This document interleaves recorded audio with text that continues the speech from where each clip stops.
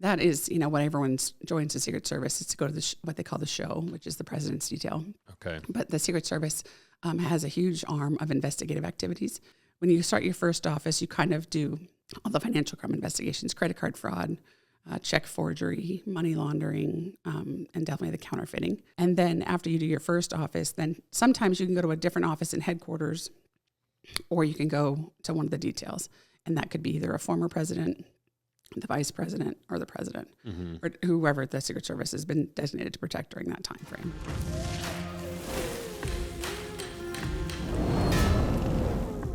Awesome. Well, Holly, thanks for coming. I appreciate it. Yeah, no, thank you. I'm super excited to be here. And like I said, we love your product, and everyone I work with is fascinated with Montana Knife Company. So I'm super happy to be here. That's awesome. Well, it's something I asked you to do a few years ago, or a couple of years ago anyway, but you couldn't do it because of your current role and whatnot, but you're newly retired. Yes. How does that feel? Pretty surreal. Technically, my last day in the office was December 29th, so it's only been a week. That's crazy. So it is crazy. It was almost 26 years. Did they throw a party for you? We actually had a pretty big shindig. Yeah. It was pretty awesome. Had some folks say some really nice things, made me tear up. It was a good send-off. I'm sure. Yeah. Yeah.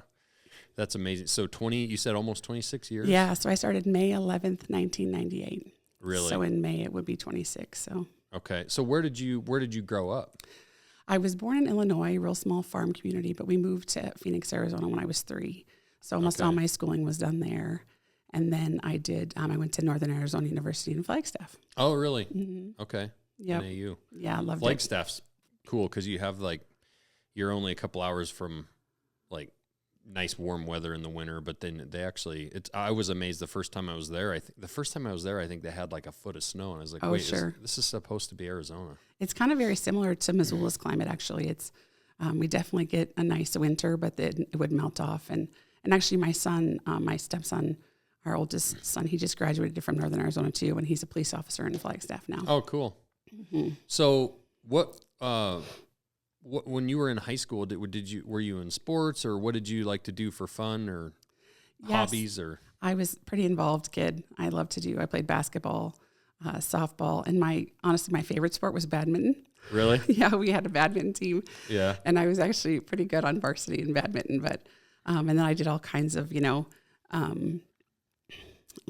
speech and debate, that kind of stuff. So yeah, definitely a very involved kid. Yeah. Was a Girl Scout, all the good stuff. So did you know in high school what you wanted to be when you grew up, or how did you end up on the path that you ended up on? No, I absolutely had no idea that I would end up doing this. If you would have told me that I was going to do this, be a special agent for Homeland Security or with the Secret Service when I was in high school, I'd have told you were crazy. Really? Yeah, I basically kind of fell into it. Thanks, Mac. I initially was gonna wanted to be a lawyer. That was my plan. There was 3 girls I ran around with, and one wanted to be a doctor, one wanted to be a lawyer. We were all kind of pushed each other, competitively. And I went to work in Flagstaff for the county attorney's office up there, and quickly figured out that wasn't me. That I wanted to be the one bringing them the cases, not the one adjudicating them. Okay, you wanted to be more of the investigative side. Yeah, so then I ended up... did you have a law degree yet at that point? No, I was just undergrad. Okay. And that's all I have now still, is I just have a 4-year. Okay. And that's all it takes to become a federal agent, is just a 4-year degree. Yeah. And mine just happened to be in criminal justice, which, because I can't do math, so that was perfect. That was perfect for me. Yeah. So when I was doing that, I really didn't know what I was going to do. Once I decided I didn't want to go to law school, I'm like, what the heck am I going to do with myself? I got to figure it out. So a very good friend of mine, it was actually... my boyfriend at the time, his mother said, why don't you go talk to my friend Joe? Joe works for the Highway Patrol down in Phoenix. Yeah. And I was like, okay, I'll go talk to Joe. This will be fine. But I knew I didn't want to be a trooper, so to speak, at that time. And so thank goodness I dressed up, because I walked in and Joe was the director of the entire Arizona Department of Public Safety. Oh, wow. So it was a pretty amazing sit down with him. And he actually asked me if I wanted to be a trooper, and I said no. And he asked me if I wanted to be an intern, and I had paid my way through school and I needed to make money. And I'm like, I can't do that anymore. I've got bills to pay. Yeah. And so I left thinking that was a great, kind of interview, but not really sure still. So then that was a Friday. That Monday, I got a call from his secretary saying they had found grant money to pay me to be work anywhere in the department I wanted as an intern. Oh, wow. Which was pretty awesome. Like I felt pretty blessed by that. And so I had no idea. So they threw out a few different things and I ended up going to the intelligence unit. Okay. And at that time I worked with a gal by the name of Lori Norris. She was my sergeant and she was awesome, super fierce woman.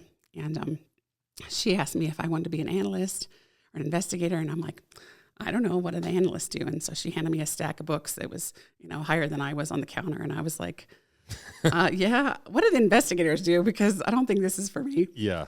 And so it took me about an hour to figure that out. But at the time, they were working on a huge case called the Viper militia case. Okay. This was 1996. And so the Viper case was basically a group of individuals that wanted to blow up the Capitol there in Phoenix and take out the federal building. They were actually going so far as to practicing explosives to see how they would detonate, how they would work. And they had done all kinds of, ATF had an undercover that was working on this case with them. And so during that case, while I was working with Lori, I basically learned everything about it in the short time that I was there. Yeah. And when it came down to do the big takedown, there was, I can't remember, it was something like 19, and don't quote me on my numbers, but like 19 arrest warrants, 14 search warrants, all within Phoenix city limits. One of the houses had so many explosives, they had to shut down a whole city block to clear it. But during that time, Lori had told the special agent in charge, who's the head guy of ATF for Arizona, that I was kind of her right-hand girl and I knew everything that, about the case and whatever he needed, I could do it. I was solid. So I start doing stuff for him and I'm not doing all kinds of stuff. I'm moving, prisoners around and helping with inventorying evidence and all kinds of stuff that I probably shouldn't have been doing because I was an intern. Yeah. So by the time Tom was talking, his name was Tom Garrity, was talking to Lori around lunchtime because we started like 3:00 in the morning. He's like, hey, Holly really should take the test for promotion. She's fabulous. And she's like, well, she's not an officer yet. It's like, what? She's not. She's not. And so he's like, she needs a job. And so he sat me down and gave me his business card. And that's how my federal kind of career fell in my lap. That's cool. So, yeah. So then I met with Tom the next week. They weren't hiring. And so he said, take the Treasury Enforcement exam with the Secret Service. And once they start hiring, then, once we start hiring, we'll steal the score from them. And you'll be that much further along in the process. And so I went through the whole process with Secret Service before ATF started hiring. And then literally I was about to leave for the academy for Secret Service. And they called and they said, hey, we have openings. Are you interested? And I'm like, I felt like at the time Secret Service was a better fit. Really? So, yeah. So it literally. And how old were you at that time? Oh, gosh. I got hired with Secret Service when I was 23. Wow. So it took about 18 months to go through that process of getting hired back then. It changes with everyone kind of depending on what the government has offered at the time and how long it takes for your background and stuff. So everybody thinks with the Secret Service, or I should say me because I'm kind of a dummy, that pretty much Secret Service is just guarding the president. Does Secret Service have other duties? Is it pretty much all just revolve around the president and his travels and stuff like that? Or no, super diverse. And so that is, when everyone joins the Secret Service, it's to go to what they call the show, which is the president's detail. Okay. But the Secret Service has a huge arm of investigative activities where we're all what we call 1811 criminal investigators. So we investigate counterfeit currency, which is actually how they were founded by Abraham Lincoln. Really? Yes, was because of the counterfeiting going on back during the Civil War. So that's not an FBI thing, or no? Yep, nope. It's always been the Secret Services, and then the protection entity came much later on. Really? Yeah, in the agency's development. But yeah, so initially, when you start your first office, you kind of do all the financial crime investigations, credit card fraud, check forgery, money laundering, and definitely the counterfeiting, and then you do protection kind of there's different phases of protection. There's there's always the detail, and that detail specifically works the body, only works with the protectee all the time. Yeah. And then when you go out to a huge venue, you have to have middle and outer perimeter type folks. Yeah. Mm-hmm. And so in your first office, then you are the supplement that fills in those outer and middle type perimeter type situations. And then after you do your first office, then sometimes you can go to a different office in headquarters, or you can go to one of the details. And that could be either a former president the vice president or the president Mm-hmm. or whoever the Secret Service has been designated to protect during that time frame. Mm-hmm. So typically, at least back then, it used to be about 5 to 6 years before you would go to a detail. Okay. I actually was very lucky when I first started. I'd been on not quite 2 years.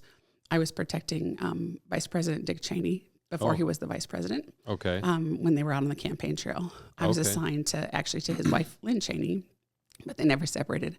So our details kind of merged together, and we were with both of them all the time. Oh. And I was very lucky at the time. I was one of the things I regret in my career, although it worked out in the end the right way. But I was asked after they won the election if I was interested in going to the detail, Oh, really? and I turned it down. Oh, 'Cause I'm really? an idiot. Why did you do that? I actually was married previously, Okay. and my ex-husband at the time was trying to become a firefighter, and he was very close to accomplishing that. And so I turned it down for him at that time. And Man, them boys, they'll screw your life up yes, they all will. sorts of ways. But great, and, I Yeah. ultimately ended up in the right way because I ended up ultimately meeting my second husband on the job, Yeah. which he's amazing. He's also a federal agent, so Yeah. Life always seems to work out. the way it's supposed to. Yeah, because I mean, you say that, but like, had you taken that detail, who knows? Who knows how it would have worked exactly. out? Yeah, and I would have ended up in DC and probably never back, Yeah. anywhere around this part of the world, which is absolutely where we love to be now. Who wants to be out there? No, not for very long anyway. So you keep Yeah. saying that you're, well, I was lucky. There was obviously something about you, because like I feel like you create your own luck. Yeah, that's and true. I mean, there's definitely such of a thing of luck, obviously, but like when it happens over and over, there was something about you at that time that those doors kept opening. Because also all those people that opened those doors for you could have also kept them closed. Yes, I mean, they made a very true. decision based off of the way that you were, the way you conducted yourself to open those doors for you. What do you think that thing was? What was different about you? I'm very, someone described me as tenacious Mm-hmm. most recently, and I'm very positive, Yeah. and I don't take no for an answer. Really? Once I kind of dig in and I see something that needs to be fixed or a justice that needs to be served, I dive all in. Yeah. I just, and I don't stop till I get it done. Yeah. Latch Mhm. on and stay Mhm. latched on. Yeah. And, Yeah. and the right way, that's the other thing. Integrity, Homeland Security Investigations, HSI stands for Honor, Service, and Integrity. And I take all that to heart. Yeah. Okay, cool. Mhm. Yeah. I didn't know that. That's cool. Mhm. What kind of training, to get into the Secret Service? Because I imagine when you're doing your investigative stuff, especially with how quick that happened as an intern, you probably didn't have, I'm guessing you didn't have a lot of like shooting training or self-defense, or did you at that point, or did you get that more when you got into like the Homeland Security stuff, some hand-to-hand stuff, or No, it definitely all starts at the very beginning. So once you get accepted as a special agent with whether it's DEA, FBI, those folks go to Quantico, but everybody else for the most part goes to the Federal Law Enforcement Training Center in Glencoe, Georgia. And to be a criminal investigator, you get all of that. You get, like I had really not maybe shot a gun twice in my life before I started, and then I was a sharpshooter. And you did that as a intern? No, I did that Or once I more- got picked up initially with a Secret Service. Okay. So once you get hired, it's a 6-month academy basically for the Secret Service. At least that's what it was back then. And I think it's still relatively the same. Yeah. But you do 3 months at FLETC, which is that Federal Law Enforcement Training Center I was talking about. And they teach you all the skills that you could need to be an investigator, to include defensive tactics, the hand-to-hand stuff that you're talking about, firearms training. You have to hit certain proficiency marks and qualify on a pretty rigorous course. There's obstacle courses that you have to do for physical fitness, testing requirements that you have to pass for all that kind of stuff. And then, of course, you have your law classes that you have to take, how to be an investigator. You have to pass all those with certain number of marks, high marks. Yeah. And so they teach you everything that you need to know, basically. So someone like me that never trained for this, wanted to do this when I was younger, it's okay because they want you to come in that way because then they can mold you into what they want you to be. Sure. Yeah, that makes sense. And so then after you do, for Secret Service, you do your 3 months there. Then you go to 3 months in Beltsville, Maryland at the James J. Raleigh Training Center there. And you do 3 months on learning how to be a Secret Service agent. Okay. And that's where they hone in more specifically on the types of crime that they investigate the financial stuff like the counterfeiting and how counterfeit currency is made. There's several different, there's good quality, bad quality, all that kind of stuff. And then also how to protect someone. Yeah. Literally, like one of the things that we did that sticks out in my mind is they teach you how to crash land into a body of water in an airplane. So they hoist you up several stories, and they put you in a cage that looks kind of like a cockpit. Yeah. And you have there's a dummy next to you that's strapped in a seatbelt, and you're strapped in a seatbelt, and they dump you into a pool, and you have to unleash your dummy and unleash yourself and get to the top successfully, and then drag your person Holy shit. to the side, stuff like that. That's the kind of specialized training that we learned. That's amazing. How to run next to a car and jump on and off a moving vehicle, because all that stuff we really do. Really? Yeah. That's amazing. Yeah, it was a lot of fun. God, I imagine you go home at night. That would be a blast, that kind of stuff. Yeah, especially, Do you call your would you call your doctor friends you grew up, those three friends, Oh, those yeah. other two friends, would you call them and be like, they'd tell you about their day, and then you'd be like, guess what I did today? Right. I jumped on a moving car. They were like, what? Yeah. My friends and family couldn't believe some of the cool stuff that we were doing. And I couldn't believe it either. Like it was kind of like being in a movie, but it was real. And some of it was scary. Like, you have to go overcome those fears of, I could get hurt today, but that's just part of the job. Like, yeah, because you're literally, you have to be willing to take a bullet. Yeah. For a protectee, and whether you like that person or not, that's what you're there for. What was that? So were you on the campaign trail with Cheney then? I was. And that was with Bush? Mm-hmm. And was that when he was first, that was when he was first elected? Yeah, back in that was in 2000. Yeah. Mm-hmm. So, the hanging Chad year. Bush Gore. Right. Thanks, Florida. So what was that campaign trail like? I mean, very intense. So you basically, we would do 21-day rotations. You spend your time, sometimes you have like a long work day, and then you have a travel day, and then you have midnight shift. So it does 3 weeks. While you're out every week, you change. And when you're out doing your, like your long day could literally be like 22-hour day. And sometimes you would hit 5 and 6 cities a day. Yeah. We flew, sometimes initially you started out like on a commercial, depending on what you're doing, but ultimately you always ended up they would privately charter these ginormous, 737 or to fly us around on. But, and then on midnight shift, you traveled work. And so sometimes you didn't sleep depending on what part of, it's a very fast paced, very intense, sometimes. And then when you're off your 21-day rotation, you're supposed to go back to your field office and go back to your investigations that you've been ignoring. Oh, really? Because they don't go away. They're still there. No one picks up the slack so because everyone's on the road. Even as a protective detail agent, you're still also doing investigation stuff on... Only during a campaign shift. So that was when I was a campaign shift agent. So when you actually go to like a former president detail or the president's detail and you're just strictly doing protection, then you wouldn't do that. But during a campaign year, it's all hands on deck. Wow. Because there's just not enough of us. So everyone is out working. And so then even when you're back in the office trying to pick up your investigations, then you're still out being assigned out to stuff that comes in your AOR. Like, so you have a campaign rally or debate in Arizona, then people would come out.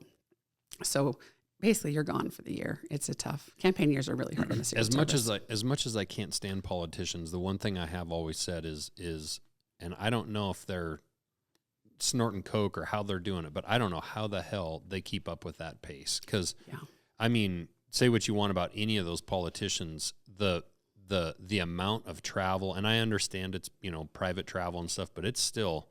It's exhausting. It's unbelievable. And, now even more so than then, the length of time that happens, the amount of months after months after months of doing that, and then especially in that last, 6, 8 months, 9 months, well, through the primary season and then for sure through the actual campaign, it blows me away, the amount of travel and how those guys can not look tired on stage. Right.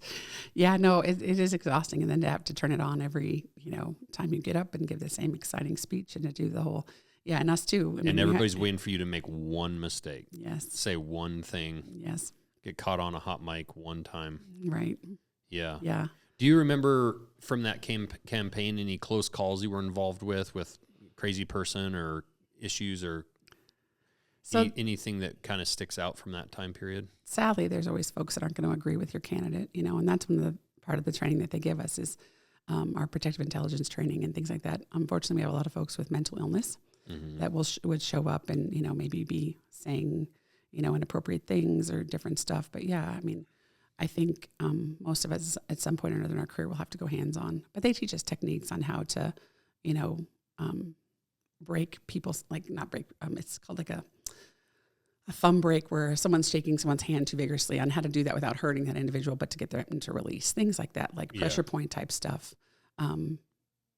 Lots of, different techniques that I can't go into too many specifics, but right. Yes, I mean, there's definitely times where we had to utilize some of those and change up our scenarios based on some of the intelligence that we had. Yeah. Were there quite a few females involved, or were you kind of more of a special one? Because I imagine you would want a mix of male and female for different situations. Sure. You absolutely do want a mix.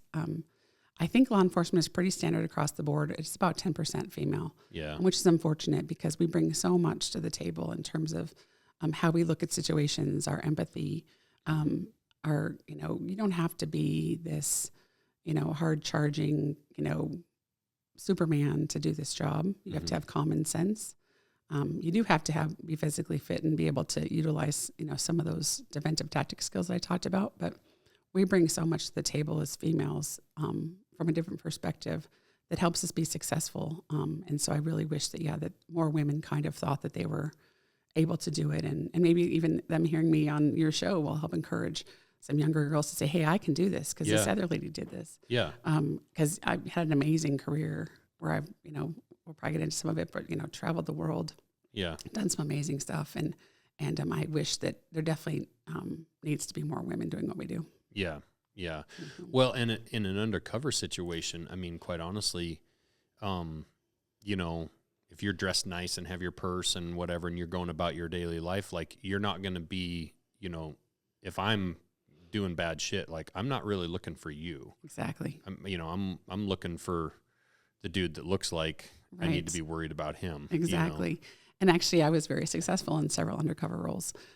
Just for that exact reason. No one would ever look at me, I've had a couple different hair colors. I'm back to blonde again, but, 6 foot blonde gal that, I look like, especially because I'm always smiling and I just look like, I look like a nice soccer mom. No one would have any idea that what I've done in my life. No, I mean, for quite a while when I was coaching your daughter in basketball,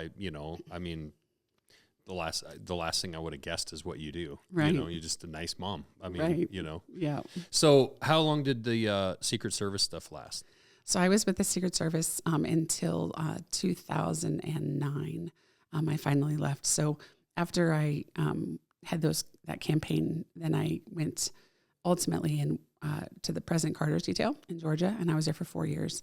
Oh, really? That was an amazing experience. So just a retired president, and you're just at his residence? So if you go with them wherever they go. Yeah. So it's just like when it's like the president or the vice president, they have a detail 24/7, 365 days a year, same kind of thing. So when he's very active, or at least was, now that he's gotten a little bit older, he's not as much. Yeah. Obviously, sadly, his health has declined. Well, and his wife just passed away. Very sadly, yes, Mrs. Carter just passed. And but back then, this was 2004 to 2008, extremely active, all over Africa, the Middle East, a little bit in Europe. We were with them, all over. The Carter Center is very big on disease eradication, and so they were trying to wipe off guinea worm, which is a horrible disease. It's spread by flies in water, and it basically is this worm that gets into your skin, and it's very painful to get out and eradicate. But all it takes is literally filtering the water over a cloth. And so they were traveling all over Africa trying to show folks how to filter the water properly so that they would not be getting these terrible diseases. Same thing with trachoma, which is known as river blindness. Then they did Habitat for Humanity, so we were like in India with that. And how many of you agents would go with them? Or I can't give you specifics on numbers. Yeah. But that's okay. Yeah, I appreciate you asking. But yeah, it's probably less than you think. And I'm going to probably ask more stuff. That's okay, and I'll just tell you if I can't tell you. Yeah, no, that's great. Yeah, it's all good. Yeah. So what is that like? Like, I've thought this before. It'd be so, I've been around I've been around some famous people and with their security, you know, and most recently, like hanging out with Rogan. And Oh, sure. I always think about those security guys because, one, like you say, they kind of always have to be available. And then two, you're also literally a part of their family. I mean, you're hearing all of the conversations about everything in their, personally. And I mean, I'm sure there's times they go close the door and, have their conversations in private, but, what's that like being so involved with somebody also that famous, like as Jimmy Carter, as an agent? What are you standing there thinking? Like, do you try to block it out and just like not hear it? But I mean, obviously you are hearing stuff, and you also have to just be like, wow, this is incredible that I'm standing right here whether it's a meeting with another dignitary or it's just something with his family going on, because we all have family issues. Everybody has family issues. I don't care how famous you are. Right. Like, We're all real. what is that like, being that person? Like you're literally the fly on the wall. Sure. And that's one of the things that the Secret Service prides himself on is being discreet. Yeah. Because we know that we can't do our job unless we can be that close to them. Yeah. We have to be that close to them to be able to do that. And so, yes, you do sometimes hear stuff that you don't want to hear. Or I'm sure they didn't want you to hear, but you just happen to be standing right there. We actually have agreements that we have to sign, basically, that we can't disclose, Right. personal things, that Right. kind of stuff. But it is very surreal. Like, sometimes it can be entertaining. Sometimes it can be, but sometimes it's, Yeah, how do you, if you're not supposed to be, like, quote unquote, you're not supposed to be listening, but you're standing over there, like, trying also not to laugh. I mean, at whatever's happening. You definitely have to practice your stoic face. Yeah. You definitely. Yeah. You cannot let your face show that you are, engaged a little bit. Especially if it's something that is a private, personal matter. You very much definitely don't want to have your face react to what they're saying, because then they know that you're really listening when you're not supposed to be listening. So. Well, and what about, how is it when you go home? Were you still married at that time? So, I divorced my first husband back in 2004. Okay. And my current husband, Craig, and I, we started dating. Okay. 2004. Because I think about even whether it's whether you're Secret Service or with what, your husband does now or what you were just formerly doing. It would be, especially in certain circumstances. I mean, I'm sure in certain investigations and whatnot, especially with what you both do, you can kind of lean on each other to help yourselves out mentally a little bit. But some of that stuff, like with Secret Service and whatnot, you come home and you literally can't tell your spouse about your day. Yeah. That would be, what was that like? I think for me, I was pretty blessed because once I started doing, especially most of my detail stuff, I was married to Craig, who was a special agent with the Secret Service on the same detail as I was. Okay. So we actually went to Carter. He went first and then encouraged me 6 months later. He's like, you need to come here. And I was like, okay. So that's where you met him? I actually met him in Phoenix. We were partners on the job.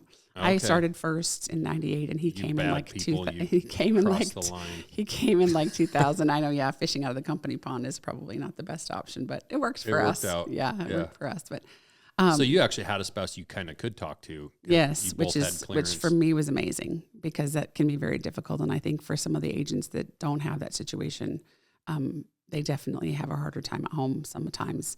And it's hard on home and your family anyway. Yeah, if you come home and your husband's a plumber and he bullshits with his buddies at work about everything. Yeah, you can't share anything. Yeah.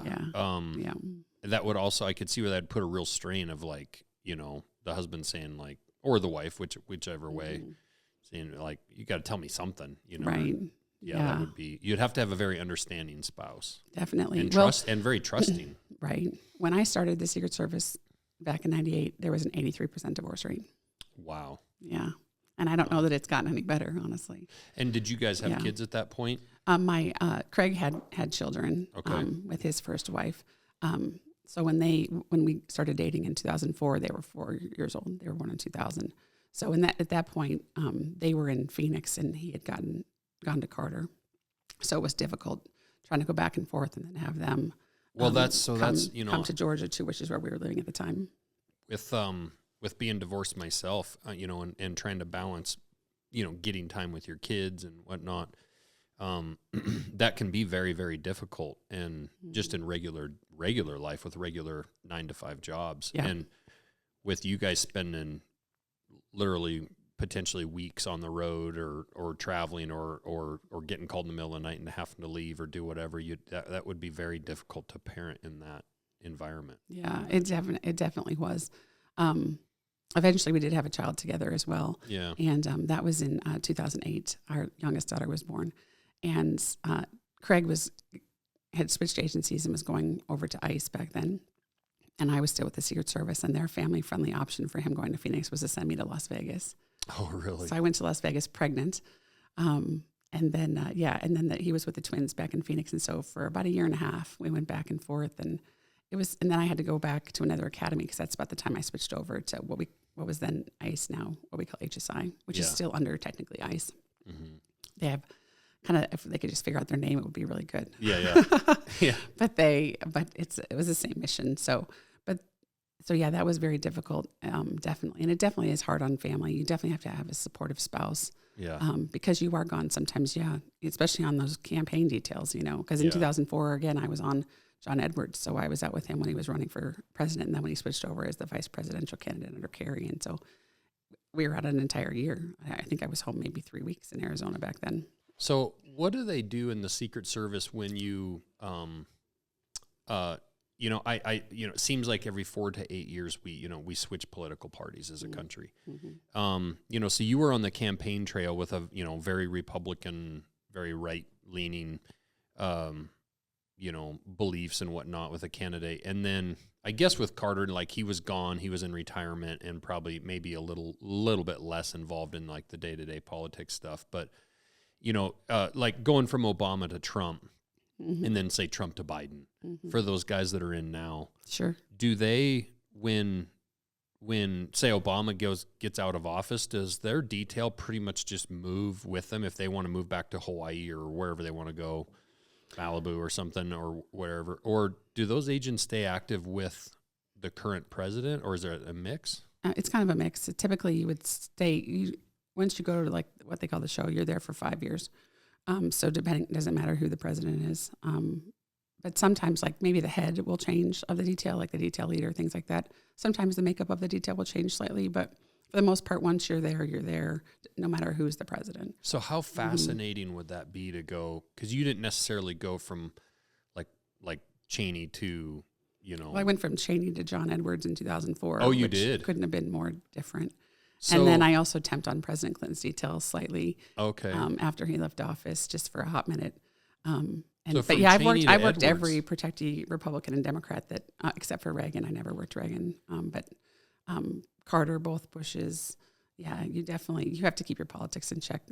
You don't have an opinion. Well, I would find that to be really fascinating to hear the conversations and the way that they're angling at different things and the way that they're talking about things and then what they're saying publicly versus what they really actually believe, like in their core. And sure. I would find that incredibly fascinating to see that difference, from Obama to Trump, for example. Sure. Like, couldn't be more different. Well, even just how they treat us couldn't be more different at really? times. Mm-hmm. Definitely there was differences in levels of respect and things of that nature. And I won't get into specifics on who was better, who wasn't, who's but I can't, I can't really go into that kind of stuff. But definitely, there are definitely folks that were absolutely respectful of what we did and why we were there, and there were definitely folks that we were their servants, and we were in the way.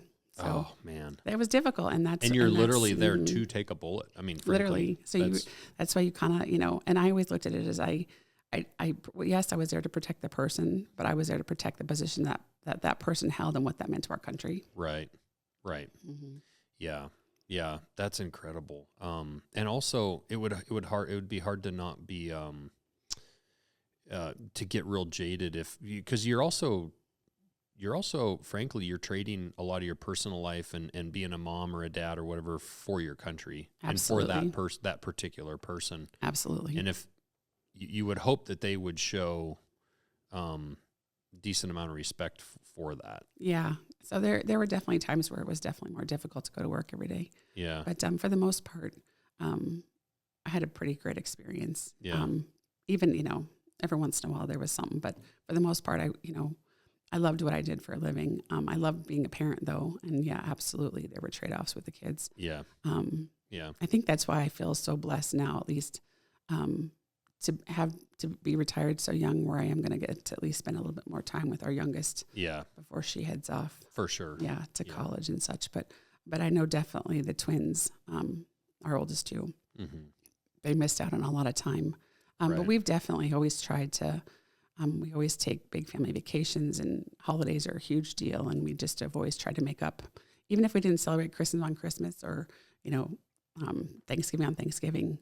We made sure that we still had those experiences, just maybe not on that exact day. Well, I feel like it doesn't matter who you are. You always feel like you probably could have done better as a parent. You could have tried to spend more time here or there or whatever. But then also for most kids and stuff out there and most families, like, it also could have been a lot worse. And you have to count more of your blessings than, you can't change the things that you wish to had been a little bit different, but there's a lot of kids out there with no parents at all. Yep. And you've obviously seen the worst of the cases. So sadly, yeah. Yeah. So how did the transition then happen from Secret Service kind of to the next thing?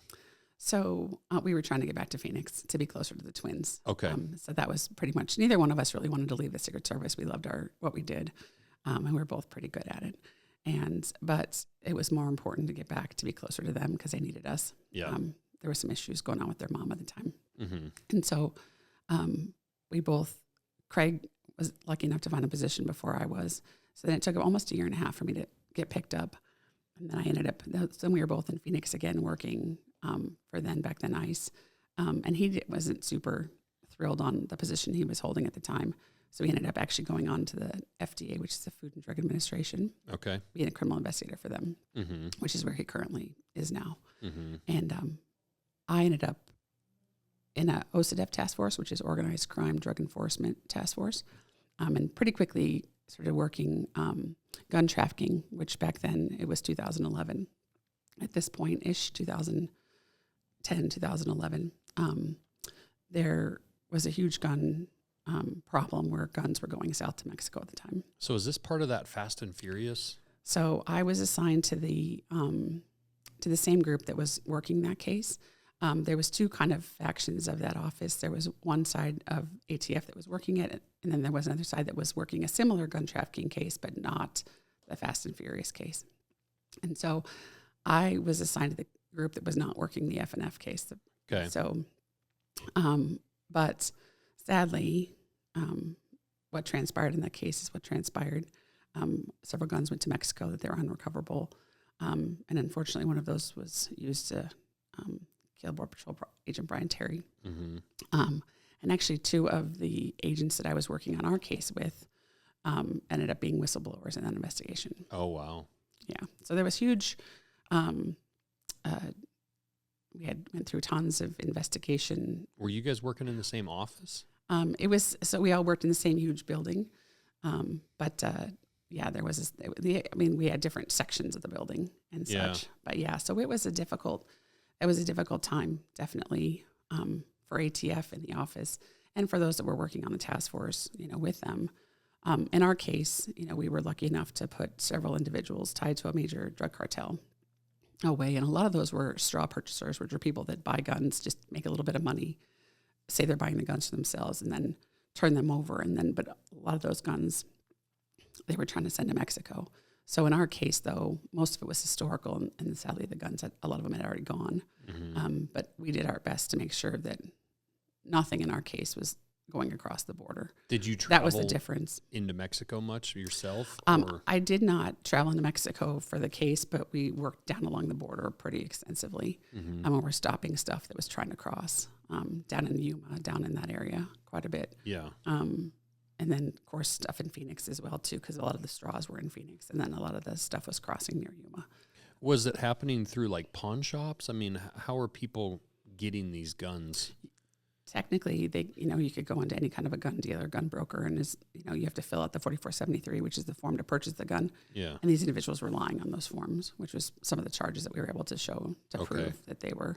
So we worked on that, and then sadly, we were able to work through, with our case, and we're successful in our prosecution of our individuals. There's, I think, 25 approximately that we indicted tied to our case. But after that case, because we had to go through several depositions, and our own agency was trying to figure out if we were involved in the other case, and it was just kind of a big shit show. tumultuous. Yes, shit show. That's a really good way to describe it. Yeah. That's what it felt like. Yeah, because I imagine you and everybody were probably investigated to a certain degree. Absolutely, we were. Yeah. Absolutely, we were. I was found cleared of any, and that we were found that yes, our case was not doing that, and our case was going on the right path. So yeah, I was actually offered at that point to go to the Joint Terrorism Task Force with the FBI there in Phoenix as a task force officer from HSI to the FBI, and I loved that position. I spent almost 5 years there, did a ton of amazing work with some really great folks. Sadly, there's a lot going on in Phoenix, and there was a lot of different groups that were at play, and some folks that had done some stuff in their past that they shouldn't have, and we were able to utilize immigration violations and some money laundering stuff, and to get several folks removed back to their countries that they came from. So that's obviously the big focus today with our border. And there's one piece of it, which is just, Mexicans coming across the border looking for a different life and looking for work and potentially, back and forth supporting their families and, cheap labor and kind of all that part of it, which, we can debate that till you're blue in the face, and nobody's maybe necessarily completely wrong on either side. There's, because I've been to Mexico and I've seen the worst of how some of those people have to live. And if I was them, I'd be doing the same thing. So yeah. I don't blame them at all. I feel like that's our job as a country to control our own border. I don't blame them for wanting to come across. But what's more terrifying is who's coming across the border from other countries that are bad actors that, want to potentially perform a terrorist attack or some kind of a mass, bombing, suicide, whatever. And it feels like today, more than ever, we're exposed to a tragedy, frankly. Is that kind of the stuff that you were working on back then with terrorists from whether it was Al-Qaeda or somebody like that? Sure, yeah, though. Was that talked about back then? Is that what you were working on? Definitely was working on some stuff tied to folks that definitely were with affiliated organizations at one point in their lives. And yeah, we're able to identify some stuff that, was not good. Most of the stuff I worked on was classified. Yeah. We were able to take several things and work in an unclassified realm under some of the immigration stuff that I kind of talked about. So we were very successful in utilizing the criminal investigative skills that we had, that I brought to the table, which I think is why I was successful on their task force, because sometimes you can report, but if you can't do anything about it, yes, where does that get you? So I said, we got to do something different here. And there was a lot of folks that were doing, wanting to do the same thing. And so we were pretty successful there. I was pretty lucky at the time. I was actually given an award by the director of the FBI, James Comey, at the time, for my performance there and for some of the good work that we did and some of the folks we were able to remove from the country, which I'm pretty proud of that award. Yeah. Some of his politics right now, they are what they are, but I'm still proud of receiving that award for sure. Yeah. But, we talk about the border and stuff like that. I think it was the numbers that I read just recently was like 300,000 people crossed just in December that they documented. So like if you put it in perspective, Missoula's close to that now, about 100,000 people. Yeah. So that's 3 Missoulas. Yeah, a month. In a month. We can't sustain that. And then that's just what they were aware of. It's the folks that you're talking about, the ones that are paying extra to not get caught. Because the cartels are running the border. The cartels basically are running anything that comes through or goes across, they're getting paid. Well, you don't cross those sections without paying them. Yeah, that's what I've heard. And also, it doesn't matter how adequate and how good and how professional the people are down there in those offices where you were at. It doesn't matter how good they are. There's going to be a rate of people you miss. And then the more and more numbers, just the higher the chance is that the one wrong or the 5 wrong people get through the filter. And it's what's scary is from what I've been reading and been hearing is that it's and you even see the FBI raising alert levels and talking about it. It's like, it's almost, there's a chance of a terror attack, like almost imminent. Mm-hmm. It's just not a matter of if, it's just kind of when. Is it this year or is it in 3 years? Right. And that could be, it's very distressing, especially doing what we do to watch kind of the politics at play. And sadly, like you said, every year there's a new regime, or every 4 years there's a new change, and kind of what our priorities are, enforcement priorities, what we do, what we look at. That was probably one of the most frustrating parts of being with HSI under ICE, because our priority enforcement changed based on who was in office. And so what laws we were able to follow, how we did what we did. And so that definitely, I think, can be frustrating for a special agent working those cases in those offices. Especially, we're not talking about migrant pickers here. Right. You would think that no matter what your politics are, there's a line you get to where everybody is an American that is worried about security. It could be that president's, niece or nephew in Times Square in New York when that attack happens. Like, it doesn't matter. We're all equal in that way. Right. You would hope that there's a certain line that you get to, that when all the cameras are shut off and it's just a meeting with a bunch of really qualified people, they go, this is some serious shit. Like, I don't care what your politics are. This we can't allow. And you would hope that there would be a line that no matter what your politics are, we just are Americans at that point. I think the frustrating part right now is our immigration system, and this is just my personal opinion, that has nothing to do with my background, I feel like it's broken.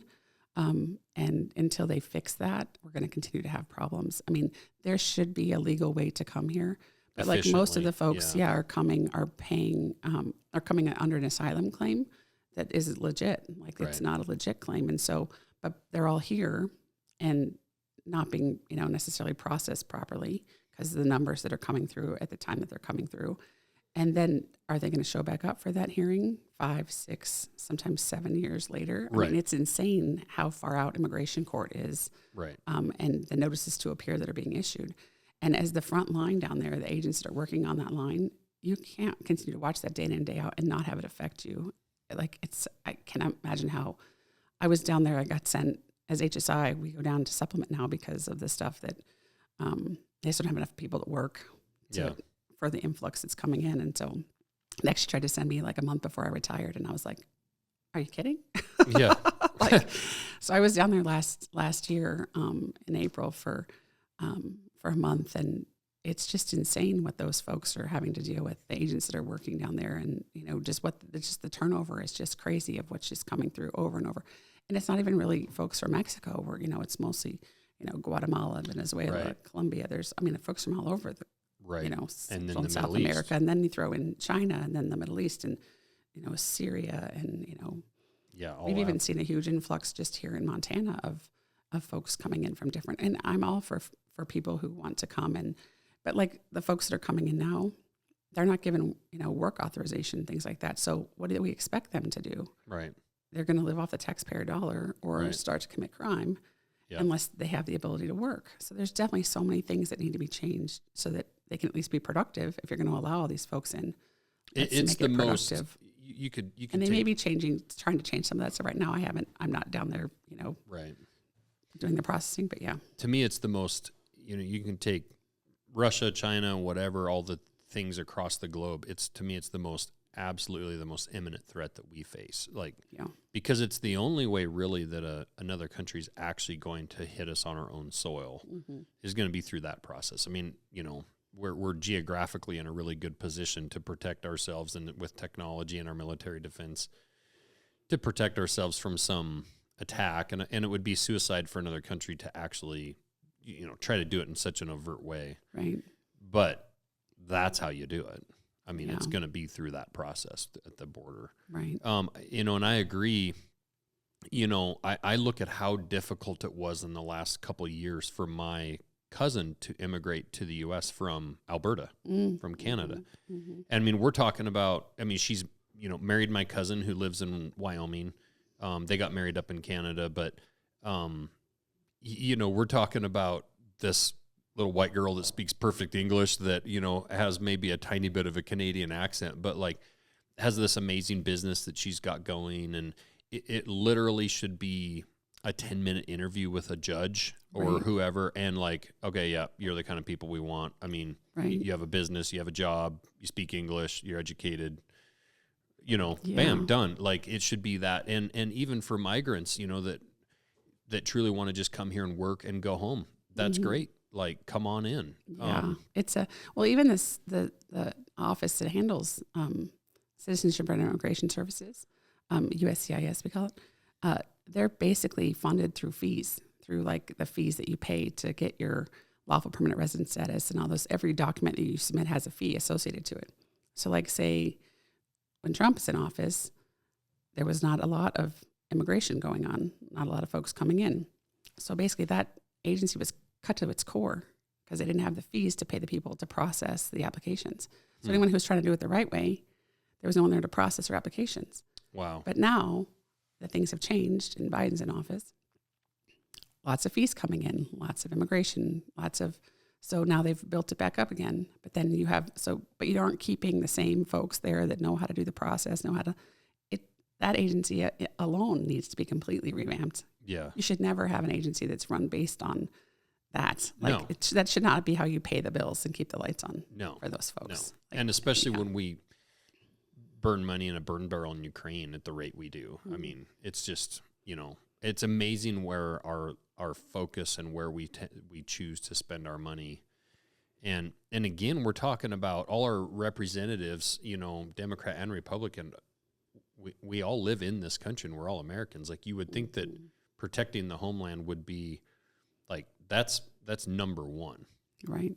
All other issues around the globe are number two. Yeah. You know? So, when you were working that, were you investigating like the cartels a lot when you were doing the gun stuff? Definitely that. And then, so once I did my, and primarily at that time we were looking at it was mostly the Sinaloa cartel. But then after I did that, I went to the JGTF like we talked about. And then I did some more national security work in Phoenix where we did counterproliferation type investigations, which is trying to keep our proprietary goods and services, stuff that we don't want, you know, China, Iran, North Korea, that kind of stuff. Okay. All that stuff has to be cleared and those folks are monitored, so to speak. And we want to make sure that things are going to the right people, that they're not getting in the wrong hands. So I worked that a little bit. Protecting like national intelligence and some of that, but even like night vision technology Right. or specific, you know, computer hardware system technology, that kind of stuff. So I did that slightly for a couple years. And then when I spent a year over as an acting supervisor working on the anti-smuggling task force, which was trying to keep aliens from being smuggled into the country. And our focus wasn't specifically on the aliens themselves. It was the people who were coordinating and bringing them in. So how the is coyotes, that, so how to is that speak. working? How does that work? So at least back then, there was definitely specific individuals, and a lot of them tied to, you know, cartels, and depending on which routes they took and where they came through and stuff. But there was definitely at the time specific individuals that we targeted as a group, like ones that were utilizing children to be like the same child was being, you know, brought back and forth across the border. And Jeez. this is my niece, you know, with a different guy every single time. Right. Kind of shut that kind of stuff down. One guy, he was one of the most prolific Guatemalan smugglers at the time. The Border Patrol had been wanting this guy for like 10 years, and so we were able to take him down. Stuff like that. So it was good but the sad thing is that once you get one, another one just pops up right behind it. So, but our dream, my husband and I, was always to get to Montana. When we were on President Carter's detail, he is a big fan of Montana. He's very good friends with Ted Turner.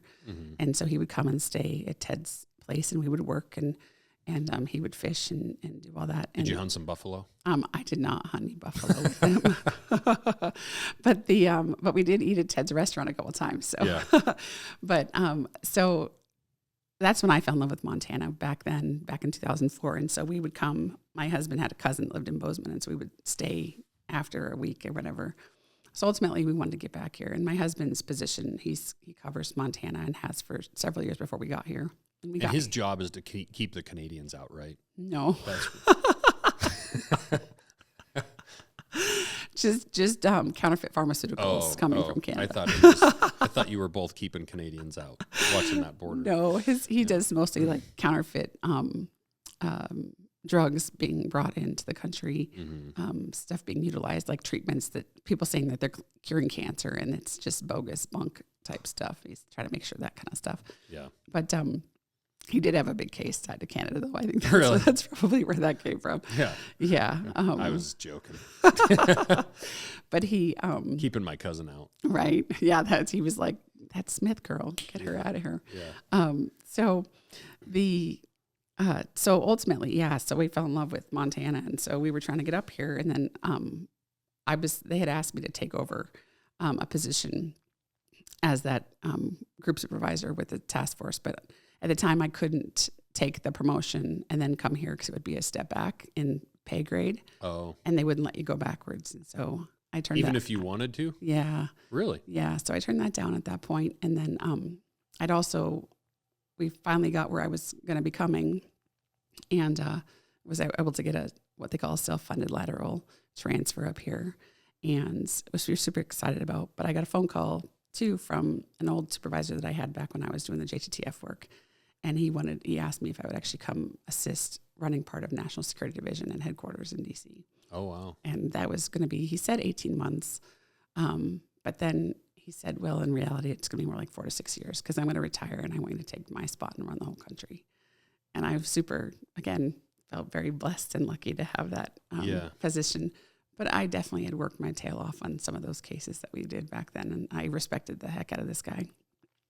And we had a lot of long talks for a couple nights in our house, and decided that ultimately for our kids and for the family that it was best to do what we had talked about and come to Montana, which I'm super thankful that we did. So that's how we ended up here, and I started working on a drug task force here with a lot of our state and local folks and DEA and ATF. And sadly, there's more drugs in Montana than people think.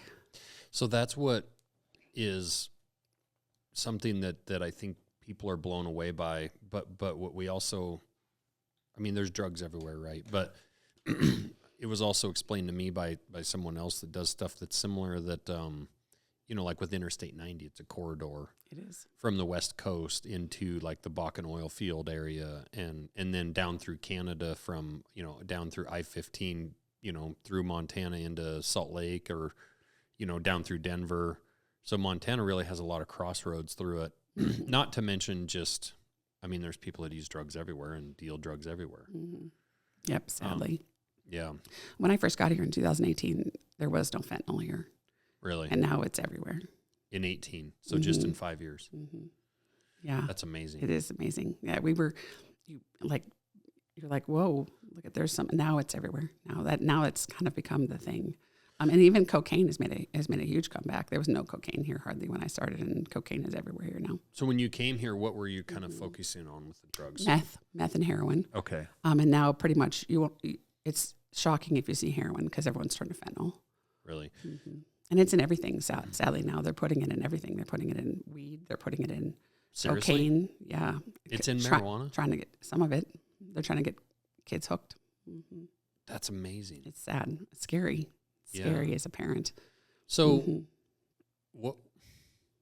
why with what people know, and I'm asking, it's a dumb question because it's like you wonder to yourself, like, why do you do it, right? But because like people can use something like cocaine in a somewhat controlled way and decide to quit or even function, in small doses or whatever. But with like meth and then fentanyl, how much more dangerous and powerful is fentanyl over meth? Because all we ever heard for the longest time was like, meth, the whole billboard, right, just do it once, like the meth project. I remember back, Mm-hmm. So truly, I would say they're both pretty dangerous, but people, sadly can function, survive on it for a pretty long time. It just kind of eats your insides out, though. Your teeth fall out. Yeah, you literally, you can watch someone physically deteriorate horribly on it. And the fentanyl, though, literally it's going to kill you eventually. But you can build up a tolerance. People, you start with 1, 2, but we were arresting folks sometimes 30, 40 pills a day. Are you serious? Yeah. And that's, I think one person even said it was higher than that, like, because they would build their tolerance, and that's all they care about is just getting that high. And you'll never, from the way I understand it, is you're never going to feel that same way again. And you're constantly chasing that feeling. And I don't understand, and this is something we talk about with, folks, like, it's going to kill you. Like, is it worth that? And sometimes once they get to that point, sometimes for them it is.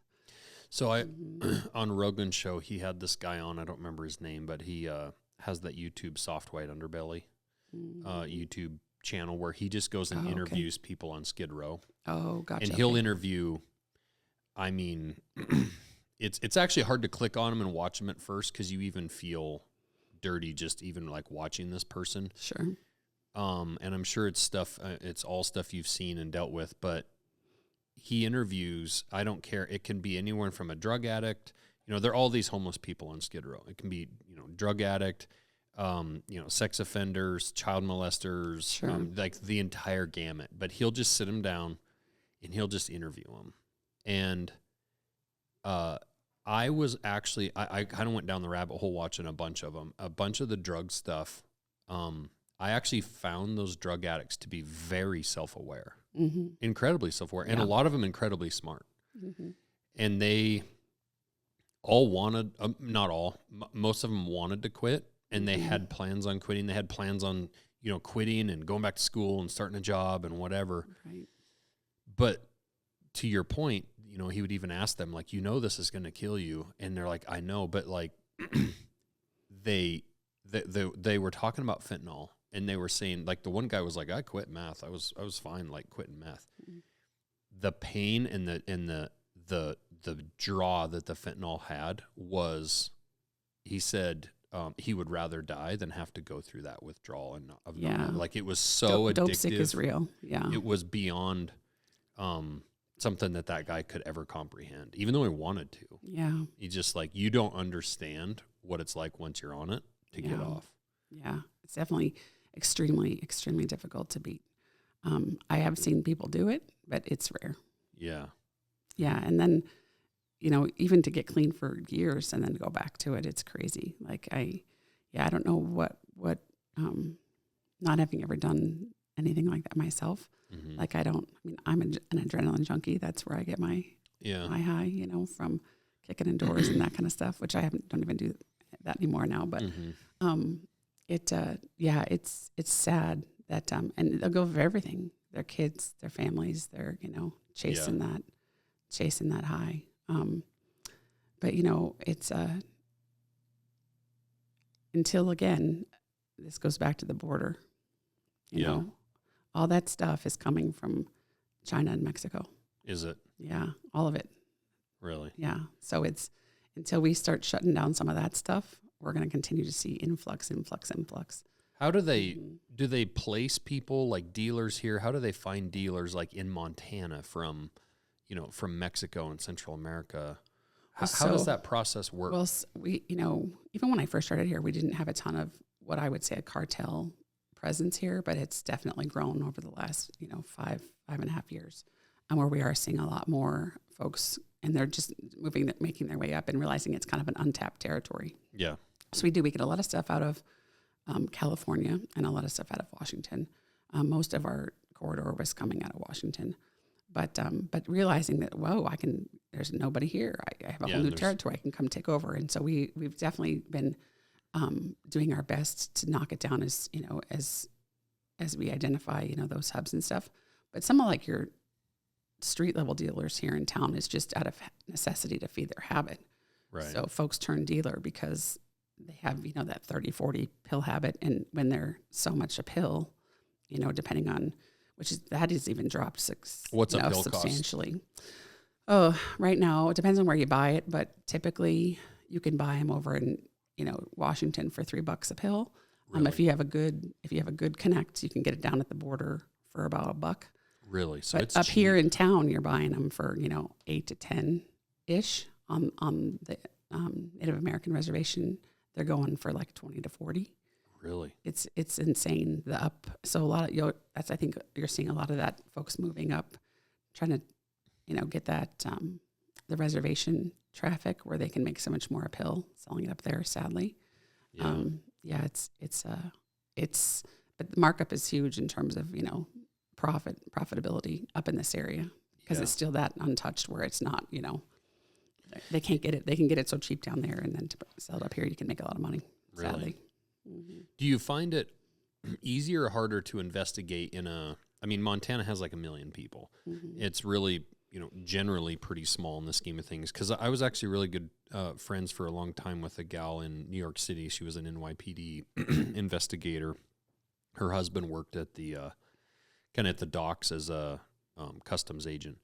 But I asked her, this is 20 years ago, but I'd asked her, I'm like, if somebody commits a murder or crime or whatever, and it's in New York City, like, how the hell do you find that needle in that haystack? Right. And she actually said, when you divide up the city into, the Chinese area and the Vietnamese area and the, Indian area and all these different areas. And she's like, it's really made up of just like lots of small cities. And it's actually agree. Quite connected. Yeah. And she's like, you can find information a lot of times easier than you would think when you're looking at so many millions of people. Sure.